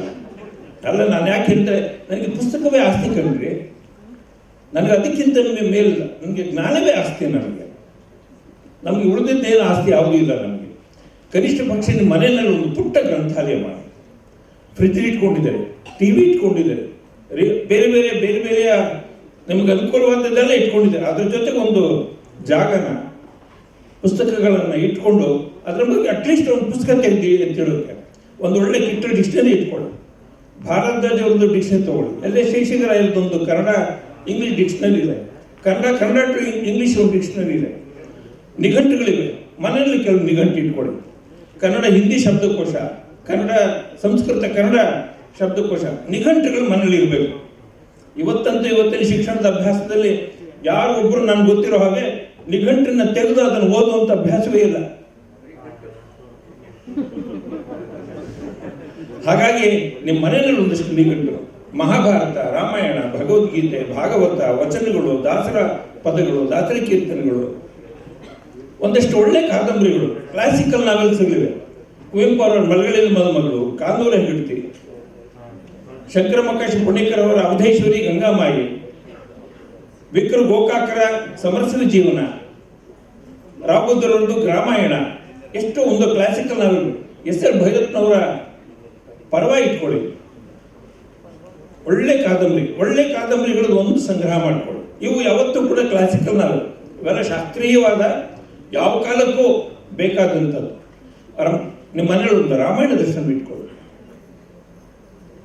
ಪೂತಿನವರ ಹರಿಚರಿತೆ ಇಟ್ಕೊಳ್ಳಿ. ಇವೆಲ್ಲ ಕನ್ನಡದ ಮಹಾಕಾವ್ಯಗಳು, ಆಧುನಿಕ ಮಹಾಕಾವ್ಯಗಳು. ಈ ಪುಸ್ತಕಗಳು ಇಲ್ಲದೆ ಹೋದರೆ ಆ ಪುಸ್ತಕಗಳೇ ಇಲ್ದಿರೋ ಮನೆ ಅದೆಂಥ ಮನೇಲಿ ನನಗೆ ಗೊತ್ತಿಲ್ಲಪ್ಪ. ದಯಮಾಡಿ ಇವತ್ತೊಂದು ನೀವೆಲ್ಲ ಮಾಡಬೇಕಾದಂಥ ಒಂದು ಸಂಕಲ್ಪ ಮಾಡಿ. ಏನದು ಸಂಕಲ್ಪ ಅಂದರೆ, ಇನ್ನು ಮುಂದೆ ನಾನು ಮನೆಯಲ್ಲಿ ಒಂದು ಸಣ್ಣ ಪುಟ್ಟ ಒಂದು ಗ್ರಂಥಾಲಯ ನಾನು ಮಾಡ್ತೇನೆ. ಅದು ಮಕ್ಕಳು ಓದ್ತಾರೋ ಬಿಡ್ತಾರೋ ಅದು ಬೇರೆ ಮಾತು. ನೀವು ಇಟ್ಟರೆ ಕಾಲಕ್ರಮಣ ಓದ್ಬೋದು. ಈ ಥರದ ಒಂದು ಕನ್ನಡದಕ್ಕೆ ಒಂದು ಏನು, ನಾನು ಕನ್ನಡ ಅನ್ನೋದು ಬರೀ ಕೇವಲ ಮಾತಾಗ್ದೇನೆ, ಕೇವಲ ನುಡಿ ಆಗ್ದೇನೆ, ಕೇವಲ ಆಚರಣೆ ಆಗ್ದೇನೆ, ಅದು ನಿಮ್ಮ ಸಂಕಲ್ಪ ಶಕ್ತಿಯಿಂದ ನಿಮ್ಮ ಮನೆಯಲ್ಲಿ ಒಂದು ಒಳ್ಳೆ ಪುಟ್ಟ ಗ್ರಂಥಾಲಯ ಮಾಡಿ ಪ್ರತಿ ದಿನ ಕನ್ನಡದ ಪತ್ರಿಕೆ ಓದಿ. ನೀವು ಇಂಗ್ಲೀಷ್ ಓದ್ತಿರೋ, ತೆಲುಗು ಓದ್ತಿರೋ, ತಮಿಳು ಓದ್ತಿರೋ, ಅದು ಆಂಧ್ರ ಭೂಮಿ ಇರ್ಬೋದು, ಬೇರೆ ಬೇರೆ ಯಾವುದೇ ಪುಸ್ತಕ ಪತ್ರಿಕೆಗಳಿರ್ಬೋದು, ಆದರೆ ಕನಿಷ್ಠ ಪಕ್ಷ ಕನ್ನಡದ ಪತ್ರಿಕೆಯನ್ನು ಒಂದು ಮನೆಗೆ ತರಿಸ್ಕೊಳ್ಳಿ. ಇವತ್ತು ಪ್ರಜಾವಾಣಿ ಇರ್ಬೋದು, ವಿಜಯ ಕರ್ನಾಟಕ, ವಿಜಯವಾಣಿ, ಸಂಯುಕ್ತ ಕರ್ನಾಟಕಗಳ ಪತ್ರಿಕೆಗಳು ತುಂಬ ಕಷ್ಟದಲ್ಲಿವೆ. ಈ ಕೊರೋನಾ ಬಂದ ಮೇಲೆ ಅನೇಕ ರೀತಿಯಲ್ಲಿ ಪತ್ರಿಕೆಯ ಬೆಲೆ ಜಾಸ್ತಿ ಆಗಿದೆ, ಕಾಗದದ ಬೆಲೆ ಜಾಸ್ತಿ ಆಗಿದೆ, ಮುದ್ರಣದ ಬೆಲೆ ಸಮಸ್ಯೆ ಆಗಿದೆ. ಈಗ ಓದುವ ಸಂಖ್ಯೆ ಮೊದಲು ತರ್ತಾ ಇದ್ದದ್ದು ನಮ್ಮ ಬೀದಿನಲ್ಲಿ ಸುಮಾರು ಹತ್ತತ್ರ ಒಂದು 10 ಪತ್ರಿಕೆಗಳನ್ನು ತರಿಸ್ಕೊಳ್ಳೋರು. ಈಗ ಏನಾಗಿದೆ ಗೊತ್ತಾ ಸೋಮಶೇಖರ್ ಸಾಹೇಬ್ರೆ, ನಮ್ಮ ಬೀದಿನಲ್ಲಿ ಒಂದು 10-12 ಪತ್ರಿಕೆಗಳನ್ನು ಮನೆಗೆ ಹಾಕ್ಸ್ಕೊತಾ ಇದ್ರು. ನಾನು ವಿಜಯವಾಣಿ, ಪ್ರಜಾವಾಣಿ, ಹೊರಗಡೆ ಹೋದಾಗ ಒಂದಷ್ಟು ವಿಜಯ ಕರ್ನಾಟಕ ತರ್ತೀನಿ, ನಾನು 3 ಪೇಪರ್ ತರ್ತೀನಿ, ಜೊತೆಗೆ ಡೆಕ್ಕನ್ ನಾರಾಯಣ ಮತ್ತು ಹಿಂದೂ ಇದ್ಯಾರು. ಈಗ ಏನಾಗಿದೆ, 12 ಪತ್ರಿಕೆ ಹಾಕ್ತಾ ಇರೋ ಹುಡುಗ, ಪತ್ರಿಕೆ ಹಾಕ್ತಾ ಇದ್ದ ಹುಡುಗ ಈಗ ಬರೀ ಕೇವಲ 5-6 ಪತ್ರಿಕೆ ಬಂದು ನಿಂತಿದೆ. ಯಾಕೆ ಹಾಗಾಯಿತು ಅಂದರೆ, ಪತ್ರಿಕೆಯನ್ನ ತೆಗೆದುಕೊಳ್ಳುವಂಥ ಅದನ್ನು ಓದುವ ಅಭ್ಯಾಸ ಇದೆಯಲ್ಲ, ಅದು ಕಡಿಮೆ ಆಗ್ತಾ ಬಂದಿದೆ ಅನ್ನೋದಕ್ಕೆ ಒಂದು ಕೆಲವು ನಿದರ್ಶನ ಇದೆ. ದಯಮಾಡಿ ಒಂದು ಪತ್ರಿಕೆ ತರಿಸ್ಕೊಳ್ರಿ, ಒಂದು ತಿಂಗಳ ಪತ್ರಿಕೆ ಒಂದು ತಿಂಗಳದ ಒಂದು ಮಾಸಿಕ ಪತ್ರಿಕೆ ತರಿಸ್ಕೊಳ್ಳಿ, ಒಂದು ಮಯೂರ ಓದಿ, ಯಾವುದೋ ಒಂದು ನಿಮಗೆ ಇಷ್ಟವಾದ ಚಂದಮಾಮ ಮನೇಲಿ ತನ್ನಿ. ನಾವೆಲ್ಲ ಕನ್ನಡ ಕಲ್ತಿದ್ದಲ್ಲಿಂದ ಚಂದಮಾಮದ ಮೂಲಕ. ನಾವು ಚಂದಮಾಮ ಓದದೇ ಇದ್ದಿದ್ರೆ, ಬೇತಾಳನ ಕಥೆ ಓದದೇ ಇದ್ದಿದ್ರೆ, ಪಂಚತಂತ್ರದ ಕಥೆಗಳನ್ನು ಓದದೇ ಇದ್ರೆ ನಮ್ಮ ಭಾವ ವಿಕಾಸ ಆಗ್ತಿರ್ಲಿಲ್ಲ. ನೀವು ಯಾವುದೇ ಒಂದನ್ನು ಮಾತ್ರ ಹೇಳ್ತೀನಿ, ನೀವು ಯಾವುದೇ ಇಂಗ್ಲೀಷ್ನಲ್ಲಿ ಎಷ್ಟೇ ಪರಿಣತಿ ಪಡ್ತಿದ್ರು, ಯಾವುದು ನೀವು ಚಿಕ್ಕಂದಿನಿಂದ ಕನ್ನಡ ಕಲ್ತಿರ್ತೀರಲ್ಲ, ಕನ್ನಡದ ಮೂಲಕ ನೀವು ಪಡೆಯುವ ಮೋಕ್ಷ ಇದೆಯಲ್ಲ, ಅದು ಇನ್ಯಾವುದರಿಂದಲೂ ಸಿಗಲ್ಲ. ಕನ್ನಡದಿಂದಲೇ ಮೋಕ್ಷ ಅಂತ ಮೋಕ್ಷವನ್ನು ಪಡೆಯೋದಕ್ಕೆ ಬೇಕಾಗುವ ಅನೇಕ ಮಾತುಗಳನ್ನು ನಮ್ಮ ಸ್ನೇಹಿತರಾದಂಥ, ನಮ್ಮ ನಾಡಿನ ಗಣ್ಯ ವಿದ್ವಾಂಸರಾದಂಥ ಡಾಕ್ಟರ್ ಸಿ ಸೋಮಶೇಖರ್ ನಿಮ್ಮ ಜೊತೆಗೆ ನಿವೇದನೆ ಮಾಡಿಕೊಂಡಿದ್ದಾರೆ. ನಾನು ಕೂಡ ನಿಮ್ಮ ಜೊತೆಗೆ ಈ ಕೆಲವು ಮಾತುಗಳಾಡ್ತಾ ನನ್ನನ್ನು ಇಲ್ಲಿ ಕರೆಸಿ ನನ್ನಿಂದ ಕೆಲವು ನಿಮ್ಮ ಜೊತೆಗೆ ನನ್ನ ಭಾವನೆಗಳು ಹಂಚ್ಕೊಳ್ಳೋಕೆ ಅವಕಾಶ ಮಾಡಿಕೊಟ್ಟಿದ್ದಕ್ಕಾಗಿ ನಾನು ನಮ್ಮ ಪ್ರಸಾದ್ ಅವರಿಗೂ ಮತ್ತು ಉಳಿದ ಎಲ್ಲ ಗೆಳೆಯರಿಗೂ ನನ್ನ ನಮಸ್ಕಾರಗಳನ್ನು ಹೇಳಿ, ಮತ್ತೊಮ್ಮೆ ಈ ಸಭೆಯಲ್ಲಿರುವ ಎಲ್ಲ ಸಭ್ಯರಿಗೆ, ಸಜ್ಜನರಿಗೆ, ಕನ್ನಡ ಬಂಧುಗಳಿಗೆ ನನ್ನ ಅತ್ಯಂತ ಆದರಪೂರ್ವಕವಾದ ಕೃತಜ್ಞತೆ ಹೇಳಿ ನಾನು ಮಾತು ಮುಗಿಸ್ತೇನೆ.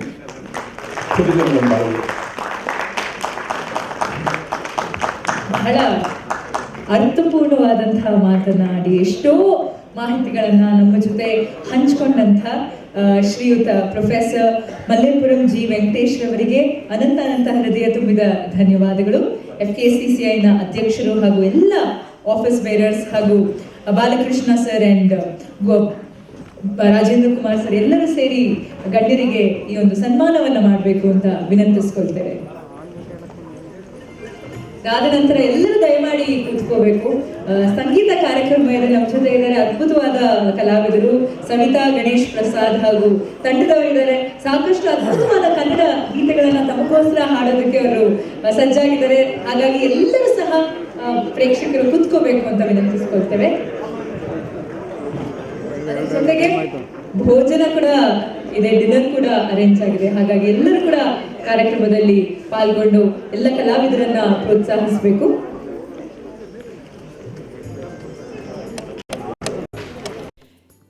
ತಮ್ಮ ಬಿಡುವಿಲ್ಲದ ಸಮಯದಲ್ಲೂ ಸಹ ಬಿಡುವು ಮಾಡಿಕೊಂಡು ನಮ್ಮ ಜೊತೆಗೆ ಮುಖ್ಯ ಅತಿಥಿಗಳು ಇವತ್ತು ಕಾರ್ಯಕ್ರಮಕ್ಕೆ ಬಂದಿದ್ದಾರೆ. ಅವರಿಗೆ ಅನಂತ ಧನ್ಯವಾದಗಳನ್ನು ಹೇಳ್ತಾ ಇದ್ರೊಂದಿಗೆ ಫಾರ್ಮಲ್ ಕಾರ್ಯಕ್ರಮದ ಕೊನೆಯ ಹಂತಕ್ಕೆ ಬಂದಿದ್ದೇವೆ. ವಂದನಾರ್ಪಣೆಗಾಗಿ ಬನ್ನಿ ವೇದಿಕೆ ಮೇಲೆ ತಮ್ಮ ಜೋರಾದ ಚಪ್ಪಾಳೆಯೊಂದಿಗೆ ಬರಮಾಡ್ಕೊಳ್ಳೋಣ. ಶ್ರೀ ರಮೇಶ್ ಚಂದ್ರ ಲಹೋಟಿ, ವೈಸ್ ಪ್ರೆಸಿಡೆಂಟ್ FKCCI.